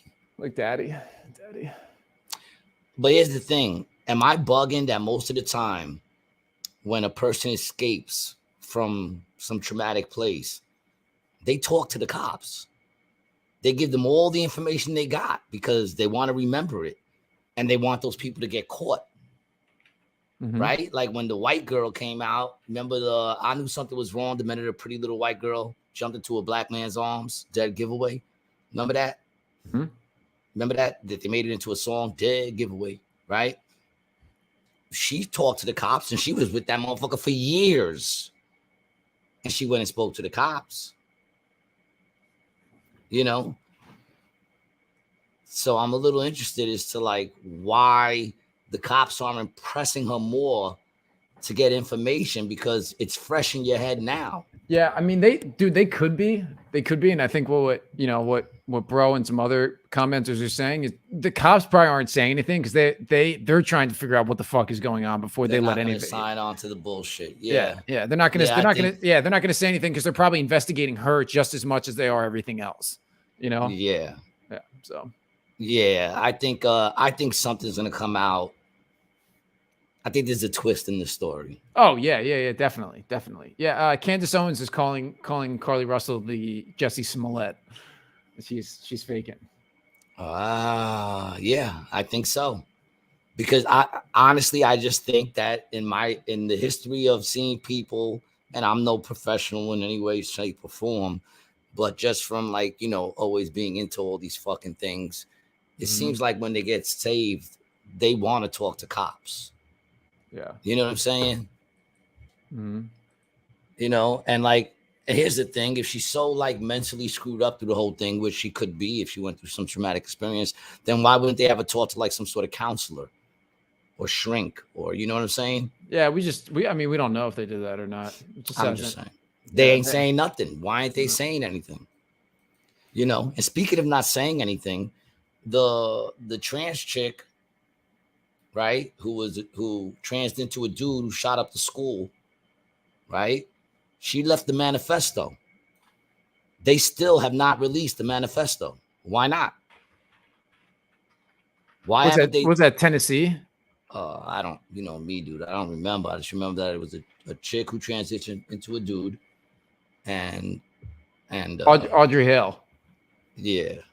Oh wow, they're giving her actual name. Well, it's Fox News. National Manifesto: Christian school shooters, parents seek possession of trans killers' writings. Yeah, and they still haven't released it. And you know something else? This is crazy, dude. And you know something else they're not reporting? What? During that shooting, supposedly, all right, and I got this from I forgot who I got it from on the Daily Wire. If I'm correct, it was Michael Knowles. So you can double check me on that. Supposedly, she took a stop by the you know, they have like a little church area there, you know, where they go and they worship and shit. At the school?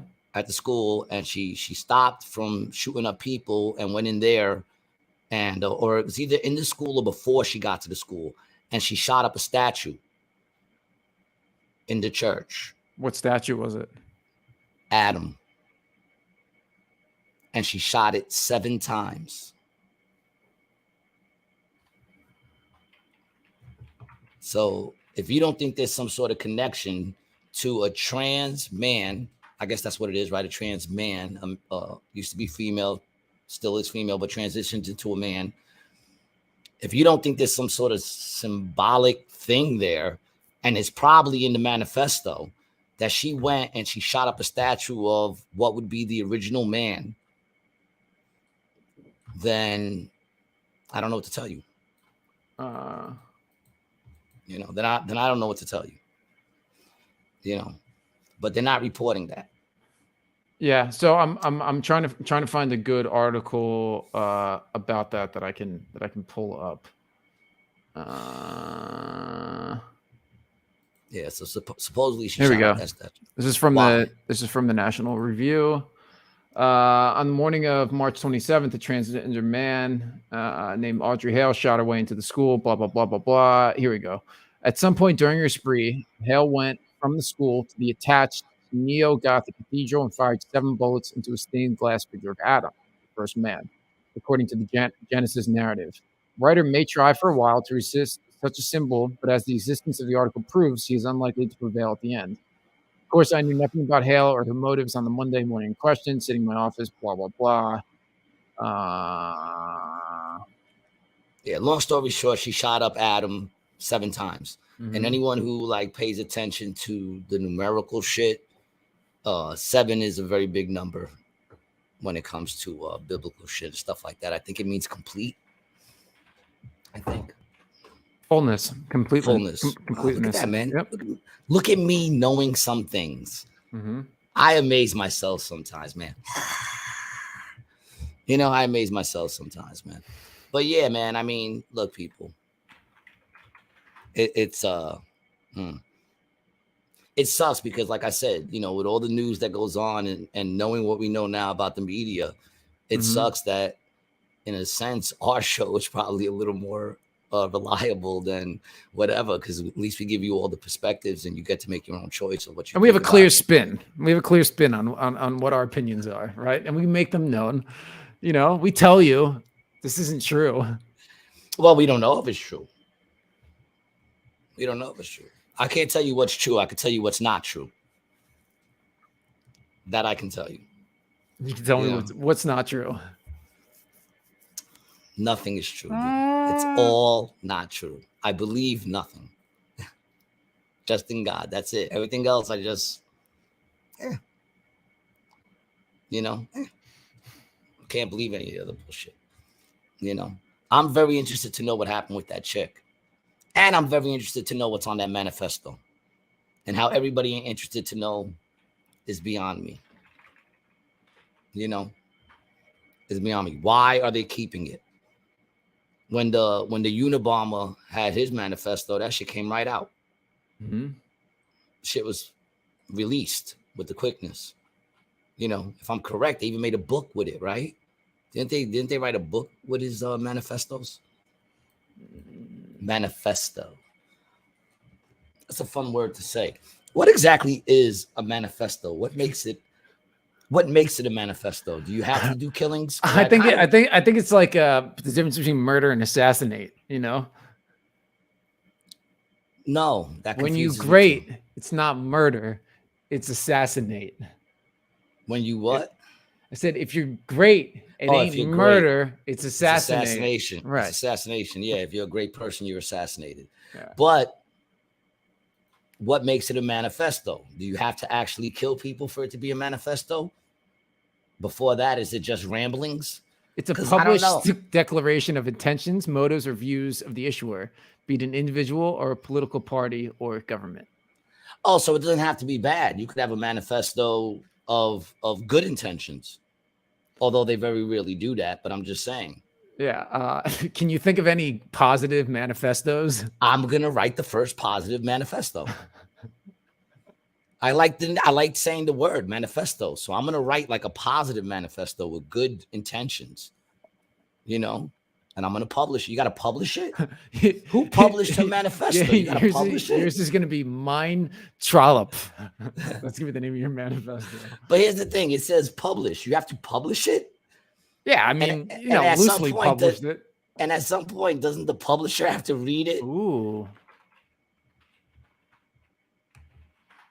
What did you find? You seem I'm going to try to find her website, dude. I think this is. You can't go by his facial expression because a lot of times he gets excited over nothing.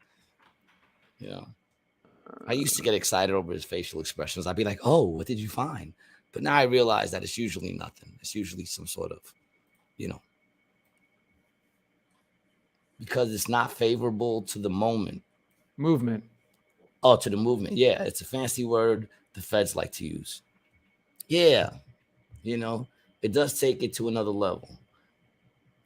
So I guess if you do, but yeah, it's a manifesto when you do a crime. Mm-hmm. You know, because if you go out there, I mean, I think you can make a positive manifesto. It says of your intentions. It doesn't say your intentions have to be ill.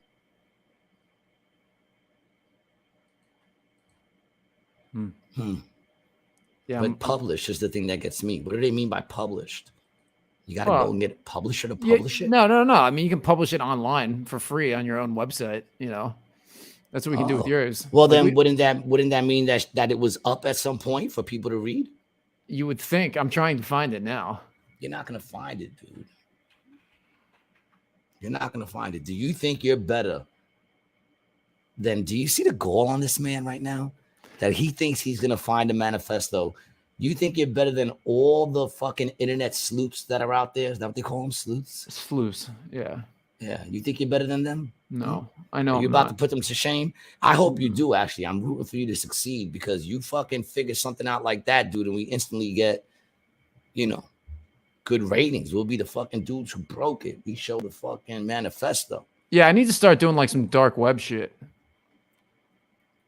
I don't know, dude. I saw this thing on the dark web the other day. This kid said he went on the dark web and all he kept coming across was CP.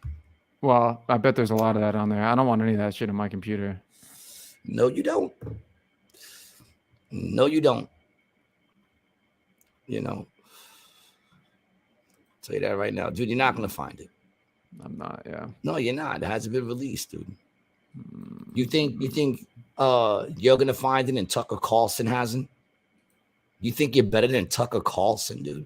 Dude, maybe it's just down there somewhere. You know, Tucker Carlson got the January 6th fucking videos just because he asked. They asked him, how'd you get him? He said, I asked. Which leaves to question, why didn't anybody else ask? Why was he the only person who asked for that shit?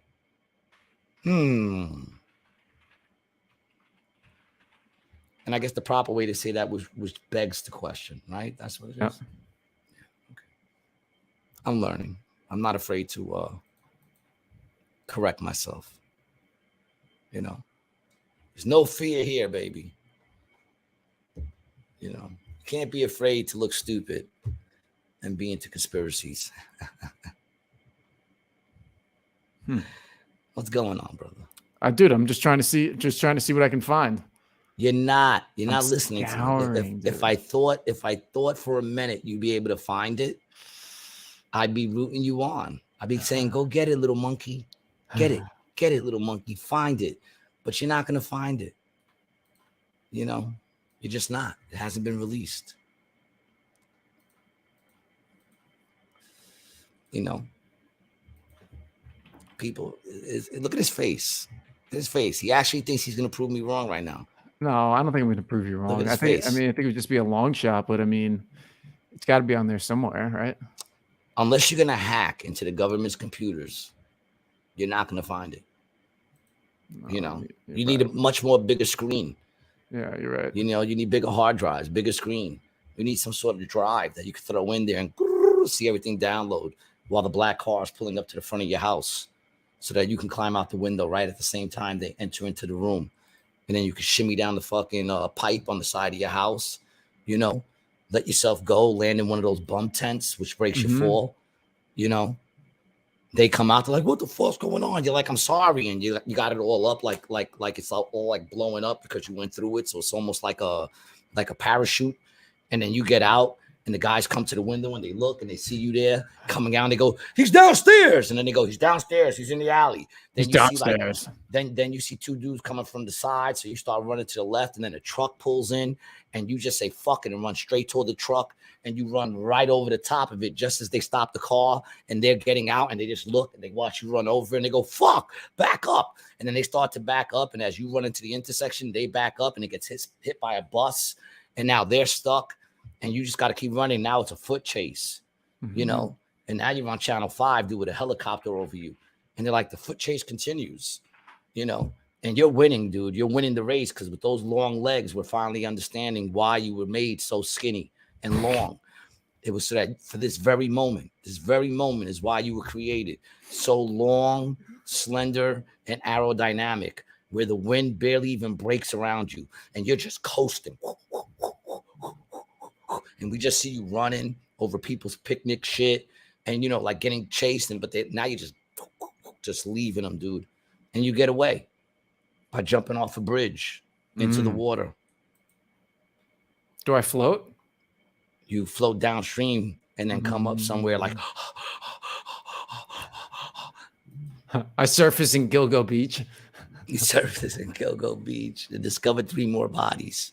All right, I couldn't find the manifesto. Surprise, surprise.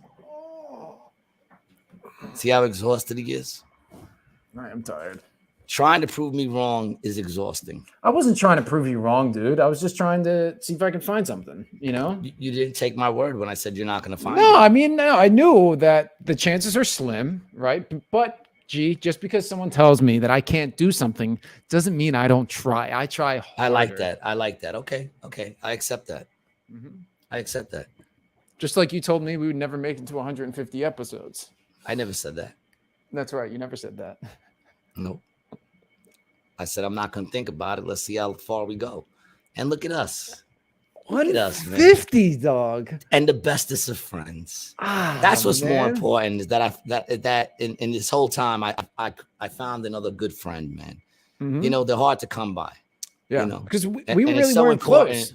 No. And it's so important to have because in reality, you only need one.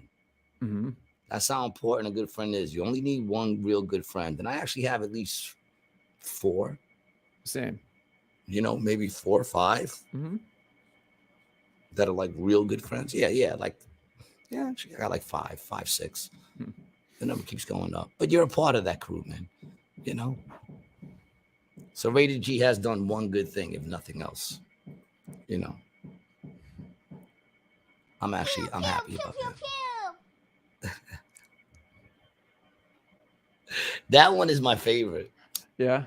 Yeah, that one's my favorite. I like this one. That one's good.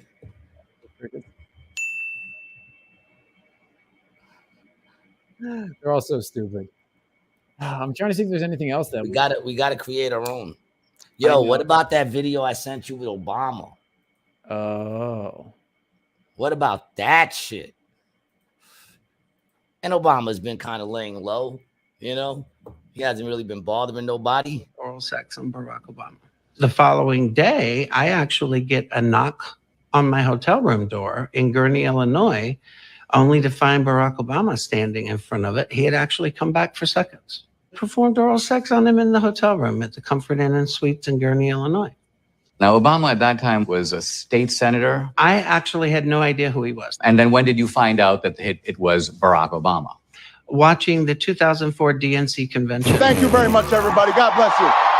Thank you. I performed fellatio on Senator Obama in the limousine during the time Senator Obama was smoking crack cocaine. You are arrested By the DC Police Department in the orders of Beau Biden, Attorney General for Delaware. Apparently, he had a grand jury indictment from 2 weeks after I went public on Obama accusing me of theft that never took place. Donald Young was the choir director in Jeremiah Wright's church in Chicago. This is the church Obama attended. I performed oral sex. All right. So first of all, We just got pulled. well, So remember that we're on Rumble and Rockfin if you're watching this on YouTube. Okay, just remember that we're on Rockfin, Rumble. You can catch us on a whole bunch of other things. So just so you know, because I'm pretty sure that just got us pulled. so Beau Biden was the attorney general. And who's Beau Biden? That would be Joe Biden's son, I guess. Is it his son? Yeah, Joe Biden's son. Yeah, Beau Biden. Wow. And then he picked Joe as his running mate. But you know, here's the thing, dude. I don't care if Obama's gay at all. No, neither do I. I don't care. Not that there's anything wrong with that.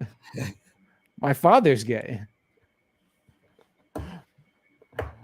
That reminds me of the Family Guy episode when Quagmire's father tells him he's gonna become a woman.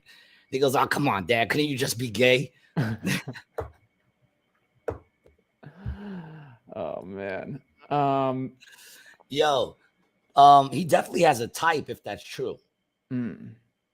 If that's true, you know, if that's true, Obama has a type. Obama has a type, and it's, you ready for this? Short, fat white dudes, which would kind of go along with his blackness. He should go to Ohio. He should go to Ohio. I'm sure there's a barn in Ohio with short white dudes that are kicking it with, like, you know, muscular black gay men. Right? You think there's one like they had one for, like, you know, they sat on that story too. Yeah, of course they did. Not that there's anything wrong with that. That alone doesn't make him, you know. Larry Sinclair was the guy's name. I mean, that means he was cheating on Big Mike. That's what that would mean. I mean, it makes him a scoundrel, if nothing else, you know. But that in itself, I mean, doesn't really, you know. I guess it's as important as who Donald's banging. The opposite of Big Mike. Yes, yes. See, which that should be reassuring to Big Mike, because it's not that, you know, it's a whole different type. It's not like he's getting with a bunch of people that look like Big Mike. It's a whole different type that Big Mike can't give him. Big Mike can't turn into like a short white dude, fat white dude. But he seems to be into the chubbies. He likes the chubby white dudes. You know, he likes his polar bears. That's what it is. I don't know if great minds think alike, but I know ignorant ones do. Yeah. You know, but I just found that interesting that that's floating around there like that. And you know, Larry Sinclair, I heard in a lot of things now it's coming out that like Obama was a freak, like he was a freaky deaky, and everyone knew it. You know, I mean, he's ordering $60,000 pizza.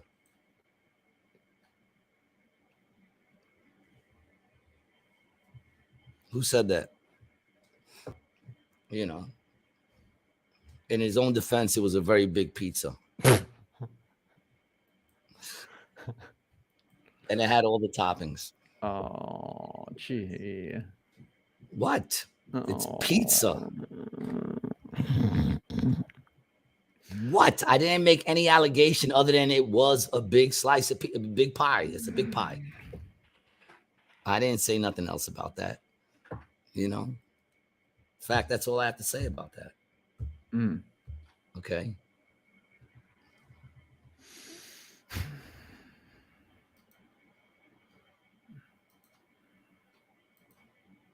$60K on a pizza. What do you? I saw another thing come up about. You remember all the presidents were descended from one of the kings. Remember that? I've seen that popping up again recently. That who? That all the presidents are descendant of. Oh yeah, well, I mean that young girl proved it. Remember? And I forgot where she was, grade school or high school, some shit. She proved it. She went out and did the family tree. They all descend from one bloodline. Yeah, man. That's crazy, dude. Blue bloods.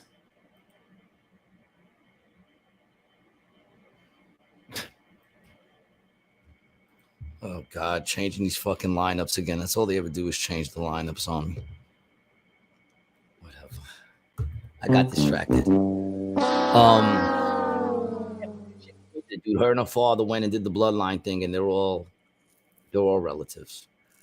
Yeah. And that's not a coincidence. No, it's not. Do you know what the chances are of that? 0. You know, and then who is King John? What's so important about King John? I don't know, man. He had presidential. He signed the Magna Carta. He had presidential sperm, dog. Who would have thought? Presidential sperm, dude. Wow. Look at those eyes. Look at those eyes. He got bodies. Those eyes come with bodies. You know what I'm saying? That's Hillary crazy. Clinton and Donald Trump's family traced back to him. Obama is also related to him. Yeah, there's only one president that wasn't. Martin Van Buren of the Van Buren boys. The V boys. Is that what it was? Yeah. Or was it, Eight. was it? Oh, Eight. It was eight. Yeah. He was holding the salt. The salt. And he went, whoa. And he held up the 8 because he was the 8th president. Right? The Van and boys. then what's this? 333. Yeah. 333. You check that out? Did you check that out? What, the threes?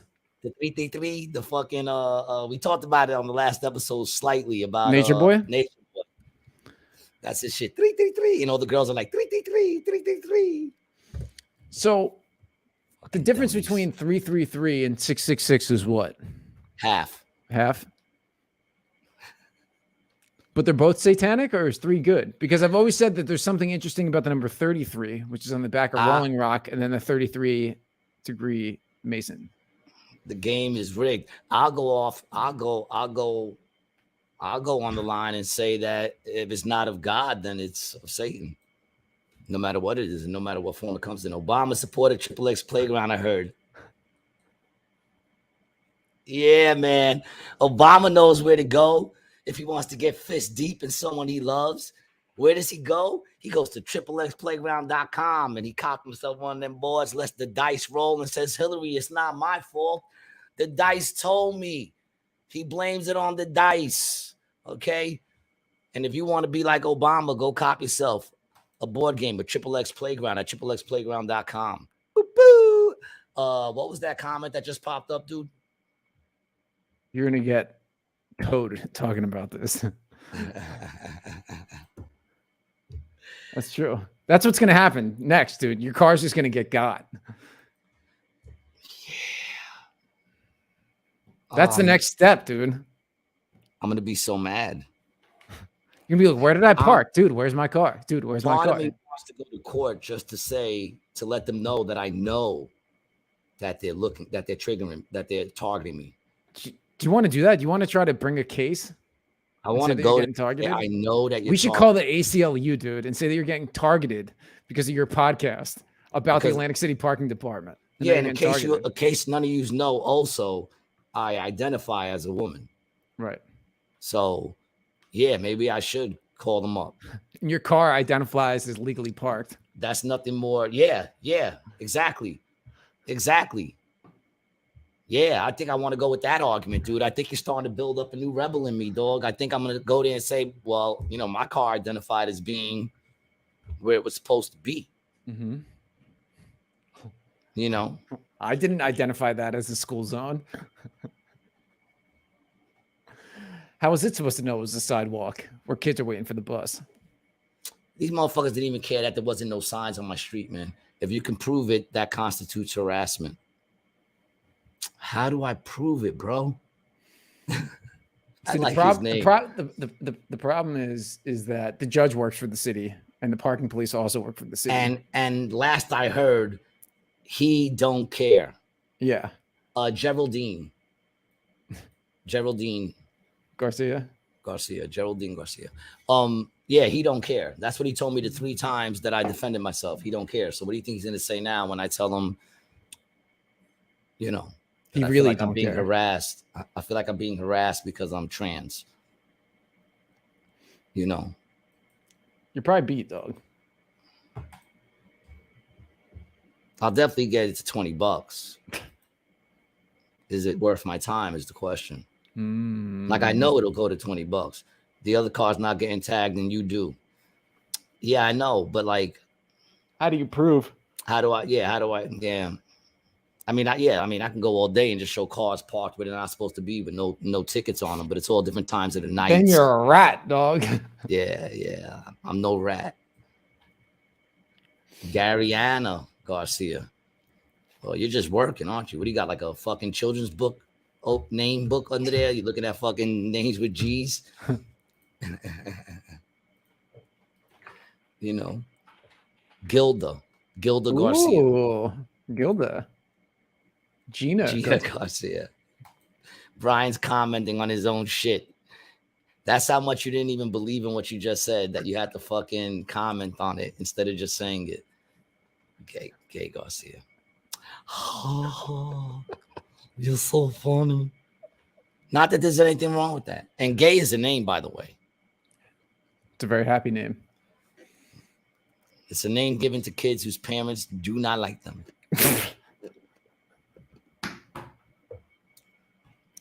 If your name is gay, you have every reason in the world to be mad at your parents for the rest of your life until they pay to change it. And Dick. Dick is another one.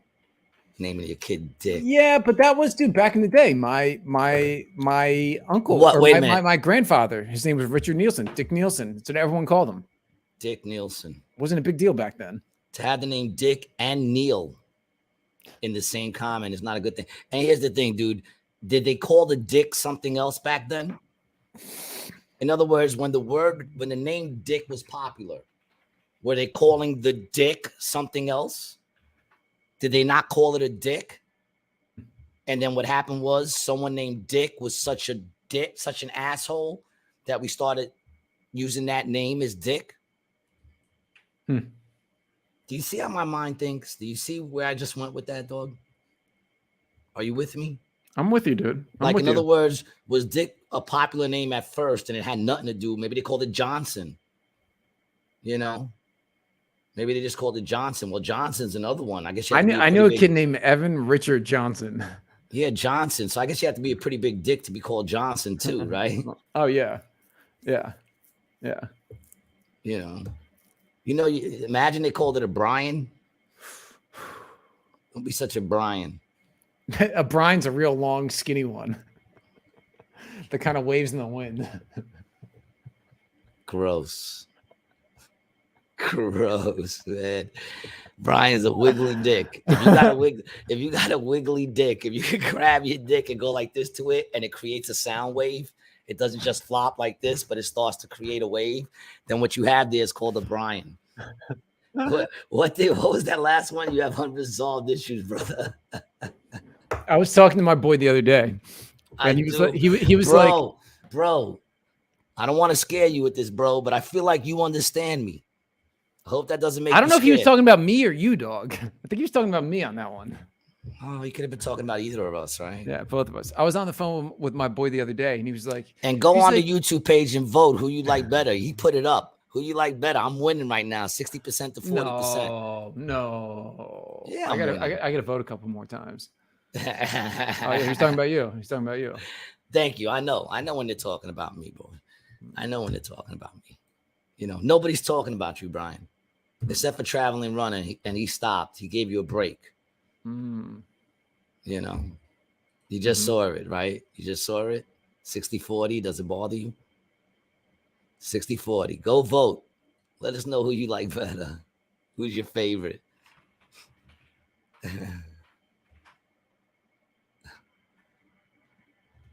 Vote now or forever hold your peace. I got no fucking sleep, man. My brain is frying right now, dude. I haven't even eaten. Sizzling like bacon. He wants to date Brian. Who doesn't want to date Brian? He's tall, you know, and if somebody comes to attack you, you could pick them up and swing them at them. It's like a blunt force object. I don't even leave a bruise. That's how soft I am. It's like soap in a sock. It's like beating someone up with a phone book. Yeah. A very skinny phone book. You don't know shit about phone books, right? Were phone books like popping when you were around? Yeah, dude. Yeah, man. I mean, you know, we had the phone book.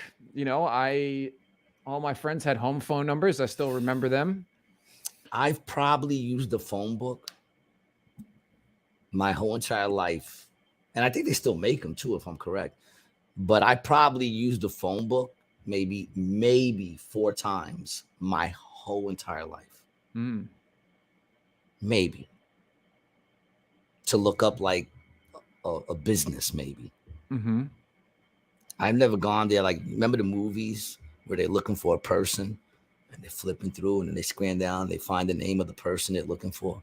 You gotta stay unlisted, dog. Don't put my name in that shit. Do you say you're unlisted? Do you go out of your way to say? You don't go out of your way to say, I want to be unlisted. You don't do that. You used to. You used to have to do that.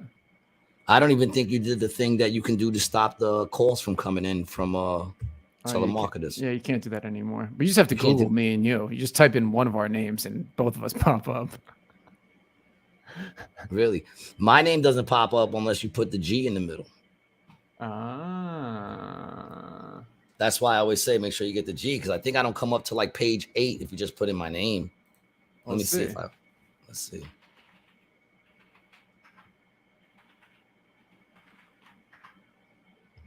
Oh, second. A singer. I moved up. I used to be on page 8. You wouldn't even see me on that. You'd have to go into images, and then we got this. You got this other guy. There's a lot of Garys doing better things than I am. What is he? Let's see what he's doing. Let's see what this guy is. A singer-songwriter and bass player, a record producers. One half of the duo Buckner and Garcia recorded "Pac-Man Fever" in 1982.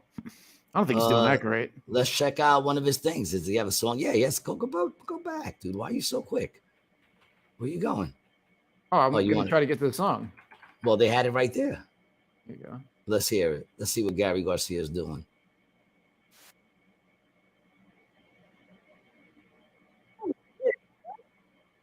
Go! I don't hear it. I don't hear nothing.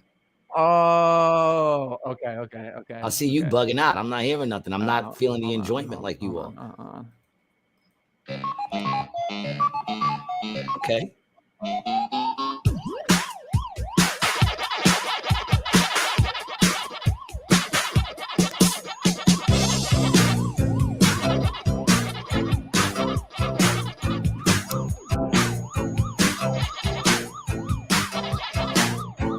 It should have been in Scarface.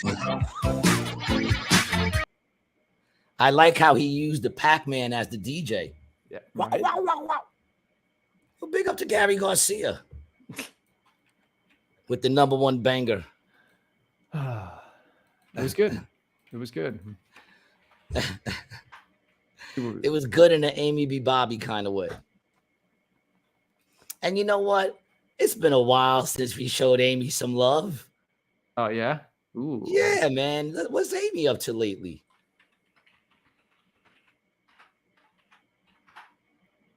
Go to videos. Has she come out with a new video?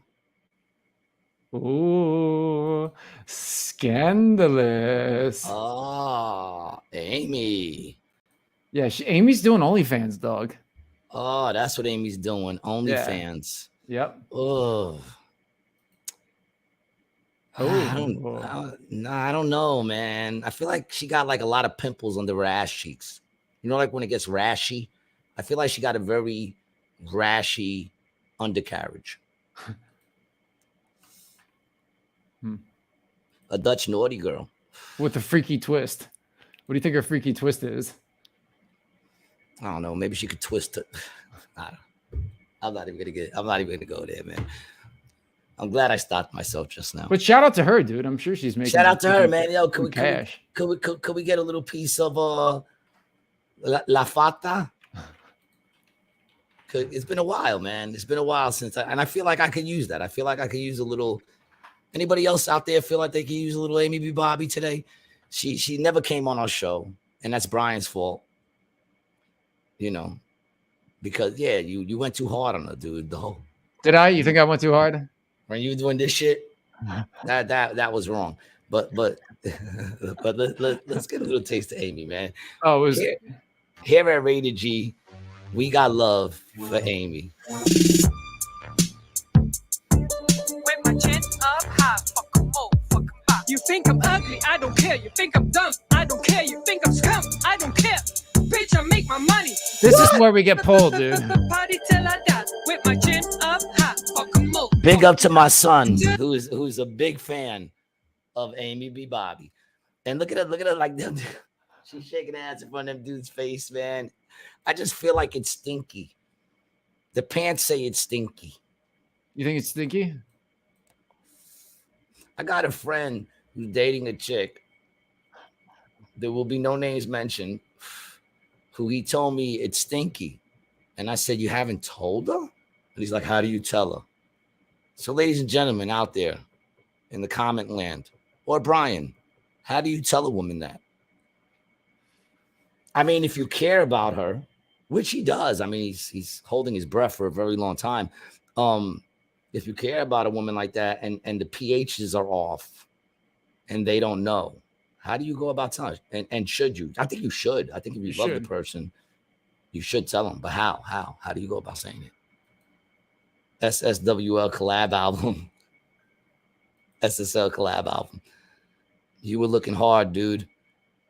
How much is Amy charging for BBFS? What is BBFS? I'm not sure.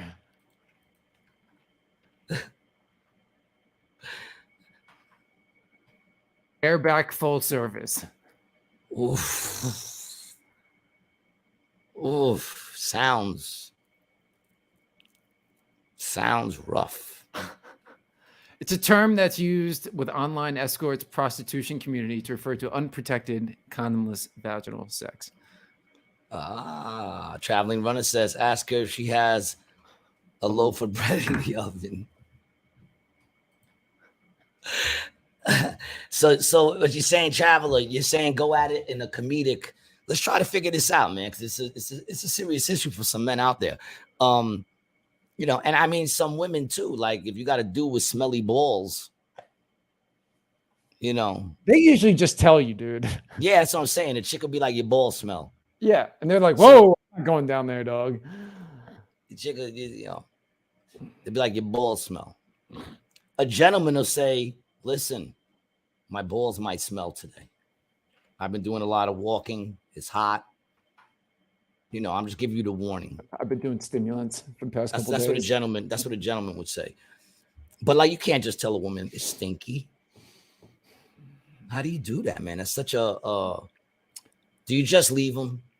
I think I know what we should do. I think we should just break up. I think we should ask ChatGPT what you should do in this situation and see how it responds. Let's find out what ChatGPT would say.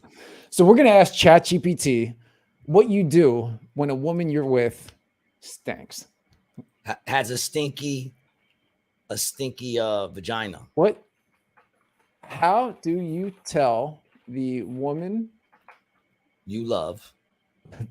The woman you love and the woman you are fornicating with that her vagina? Yeah, smells. Gotta stay technical. Putrid. Putrid? Putrid's a good word. That's a word we should bring back too, you know. Oh, let's see. Okay. Communicating about sensitive topic, especially ones pertaining to personal hygiene and sexual health, requires a lot of tact and respect. I agree. Here's some tips on how to approach this. Choose the right time and place. This is a private matter and should be discussed privately. Find the time. Hold on, wait a minute. Let's break through it. Let's go through it a little slower. Choose the time and place.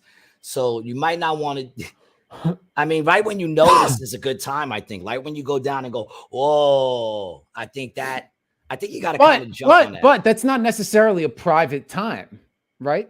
Well, I don't know. Where are you having sex? It depends, dude. That's what I'm saying. It doesn't necessarily mean it's private. Just because the time when you smell it doesn't mean that it's private. What if there's an audience? What if it's a cuckolding situation?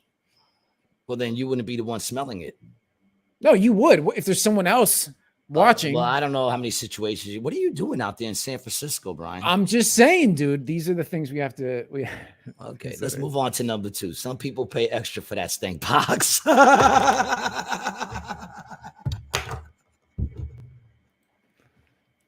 2. Start with positive comments. This is what's known as a compliment sandwich. Bring up the concern. It's important to express your affection and care for her. So what you say is, honey, your eyes look radiant today. I got to tell you, your pussy smells just a little too much. Hey, those are some nice shoes you got on. That's how you do it. 1, 2, 3. How about like, baby, I love your pussy. You know? I mean, I wish it smelled a little better. But it tastes good. Welcome to Flavor Country. Traveling Runner You're a sick individual, but I guess you got to be, right? You're hanging out with us. King Handle says, I know a dude that refers to himself as Dirty Dick. Dirty Daryl. Dick Daryl. Whenever he doesn't wash and the chick doesn't say anything. Oof. Oof. I know a chick who told me she was with a dude who was uncircumcised. And when she pulled it back, she said the smell hit her in the face. I bet that's what like San Francisco. That's probably what the smell is. It probably smells like San Francisco. Yeah. I feel like that's what San Francisco smells like. Number 3, express concern for her health. Mention that you've noticed a change in her smell and that you're bringing up out of concern for her health. Often a noticeable change in scent can be a sign of a medical issue such as bacterial vaginosis or yeast infection. And that's what I said. I said to him, dude, just tell her, listen, I'm only telling you this because, you know, I care about you and it could be a problem. This your box shouldn't smell like this. You know, not gonna lie, I'm down with the pH being off smell, but that fresh out the gym smell perfectly fine with me. Oh, I'm not down with the pH belt. Go back a little bit. I want to get this right. King Handle says, not gonna lie, I'm not down with the pH being off smell. But that fresh out the gym smell perfectly fine. Like, in other words, like, you know, they come home and they walked home that day from work and they're like, oh, I just walked home. And you're like, I don't care. You know, a little smell, not a stink. A smell, but not a stink. That's more the pheromones. That's pheromones. Yeah, it's pheromones. Yeah. That's a pheromone thing. You're all right with that, King Handles. All right, number 4. I think number 3 is the best one. Well, I think this one's pretty good. Be respectful and sensitive. Avoid using words like putrid that might hurt her feelings. Instead, say you notice a different smell and it might be worth checking out. You might want to get that checked. Or you know what? You could do some sort of reverse thing. You know, like if you have a beard, right? You get all in it, right? And then you go up and kiss her. And if she says your face stinks, you go, no, baby, that's you. I didn't know how to tell you, so I decided to show you. You know, get it like all over your face and then go kiss her. Traveling Runner says, y'all ever hear about that bet the dudes from Motley Crue had? Who would be the first to get denied action due to the smell? Dudes didn't shower for weeks. Well, we all know who it was. It was probably the bass player. Right? Who's the bass player for them? Let's see the band Motley Crue, and I'll tell you right now who was the one that they said it to first. Motley Crue's drummer and aforementioned bassist come in. Was it Nikki Sixx? Nikki Sixx. So Tommy and Nikki did their thing up, getting sweaty and gross in the trouser area, and then would proceed to have sex with up to 4 women at night. Getting even grosser and sweatier down there and did nothing about it. Even after 2 days of that, most of us would be so disgusted that they would give up the bet. But the members went to go on. The crew managed to go 2 months. Oh, this is what they said. Apparently sick of having foursomes every night. They made a bet with each other over who can go the longest without bathing, showering, or washing in any way and still find the groupie willing to have sex with them and or not vomit all over them. This has gone down in history known as the spaghetti incident. Then one night it all came to a head, literally, seriously, one last warning. Go look at puppies or something. Nikki brought a woman to his room to get down, and she started giving him a blowjob. The next thing he knew, she was vomiting all over his junk. Since she had been eating pasta earlier that night, this became known as the spaghetti incident. Pasta apparently became tangled in his pubic hair. Instead of freaking out and running for the nearest water, Nikki called for Tommy to come check out what happened and admitted he lost the bet, and now you'll never be able to eat pasta again. Well, first of all, I just realized something. It's not just that they didn't bathe. They were sleeping with mad chicks. Oh, every night, dude. Every night. So they have all that. After night. Do you know how many STDs HPV they gave to women? Do you know how many STDs they must gave to women, dude? There's no way you're going to leave vaginal fluid from for 2 months worth of women and you're not giving some sort of STD. And how did that, and you're talking women that are not clean. These women are not clean because that chick smelt that, she started to give him head. She didn't just go down and throw up. She still went for it. And not the only one, because I doubt that smell came that day. That smell was there the day before and the day before and the day before. And they were still, you take that shit home with you. Are we saying that Magic Johnson is no longer the Raw Dog champ? Dude, slinging cock meat sandwiches like Subways. And then calling your boy in to see it. Brian, we will never be that close. No, but we won't be that famous either. Close. Speak for yourself. I don't know, dude. There's gonna be some dick sucking you got to get if you want to be Motley Crue famous. Oh, they definitely sucked a bunch. Yeah, you're right. You're right. I won't be as famous. I mean, that's some debauchery. That's complete.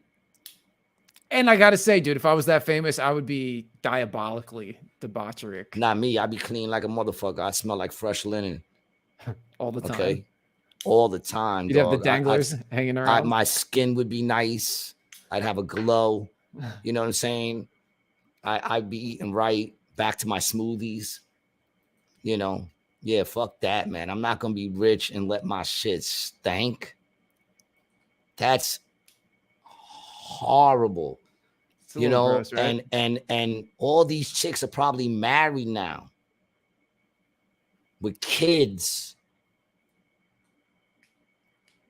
Gross. 2 months not showering, having sex with women for 2 months, not wiping that dick. I can't even go to sleep leaving it like that. I can't, man. It just, you know, you can't. How do you sleep like that? You got to go in there and wash. It's crusty that shit. And yeah. Oh my God. Do you know that shit must have had lint? She must have been like, and the pubic hair, bro. What was the hair like, dog? The mat, the dreadlocks.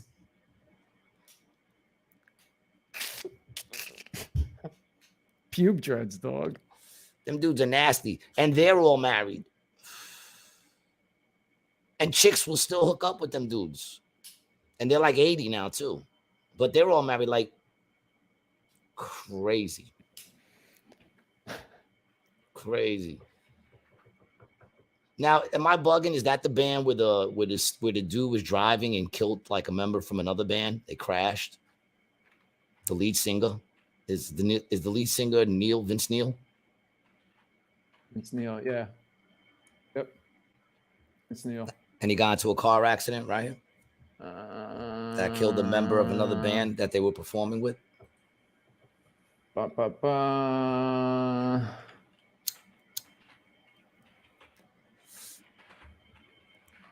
Yeah. Neil Razzle. Yeah. Well, supposedly one of the band members from the band of the dude that got killed went to a Motley Crue show recently. And Vince Neil and him met up for the first time since that happened? Since all that shit went down. Wow. Yeah, and supposedly it was like a forgiveness kind of thing. Yeah, Razzle. Hanoi Rocks. Yeah. Vince Neil car crash, untimely stop on the career. Huh. That's crazy. He was just driving and fucking killed a guy, huh? Drunk, obviously. You know. Yeah, he almost killed himself too. Somehow the drivers always live. Well, usually it's because not always, but well, it's usually because when they're drunk, you know, their movements are slower and their body just kind of goes with it instead of resisting, so their necks don't break. Wouldn't you guess that usually the people in the car are drunk with them? Yeah, but not sometimes the people that they hit, you know. King Handel says, I know plenty of wise mothers that got trains ran on them in a dirty frat house. They weren't mothers then, for the mothers now. I feel like you might have known them before they were mothers, King. Yeah, oh yeah, yeah, he does. He knew them before they were mothers. Yeah. See, like, I'm not gonna say I condone that, but I'm gonna say that I'm pretty sure she took a shower afterwards. And hopefully, if they were all clean dicks, then it was all her juices. If that makes sense. You know. But yeah, like that all in the name of education. Listen, man. Yeah, that's debauchery, man. Debauchery is where I draw the line. That's sick. That's sick. And also, I guess a good note, because where do you go? Yes, they were clean people. These were clean people. Or do you mean to say, yeah, I was clean? I think that comment should be like, yeah, I was clean. I think my boys would too. Brian, were you clean, Brian? No. Well, King, if Brian was there, you're in trouble. I wasn't there. Yeah, where do you go from there? Well, you go to ponder your thoughts of today's fucking podcast, man.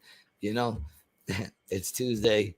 I got to get some sort of rest, man. If you want to support the podcast, go to anditwasgood.net/shop and get yourself the Rated G mug. Motherfucker, get yourself the Rated G mug with our famous quote on the back. It's my ignorance that makes me adorable. And it does.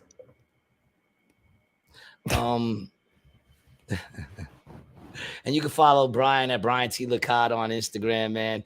I remember a chick asked me to run a train on her in front of her boyfriend. I don't have that type of dog in me. It's nice to know there is a line that you will draw, King. It's nice to know, man. You see, even King got lines that he won't cross. You know, very disrespectful.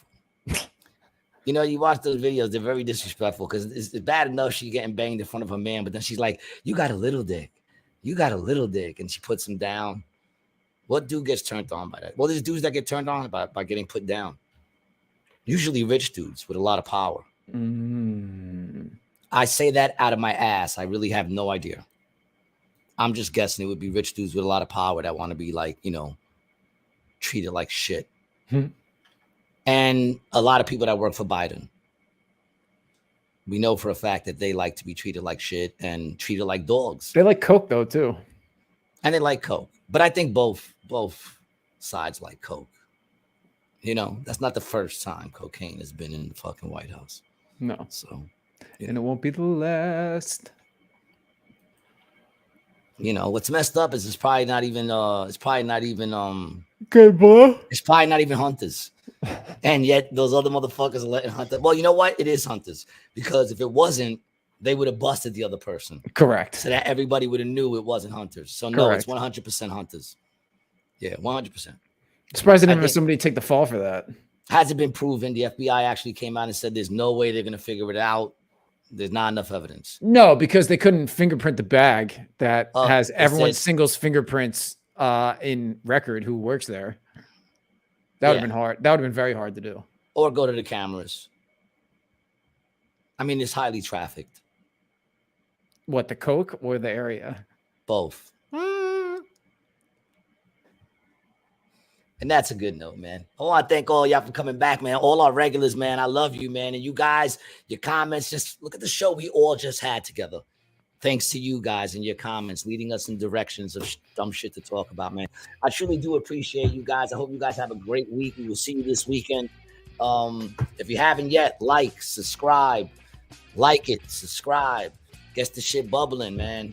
And thank you guys for hanging out, man. Peace.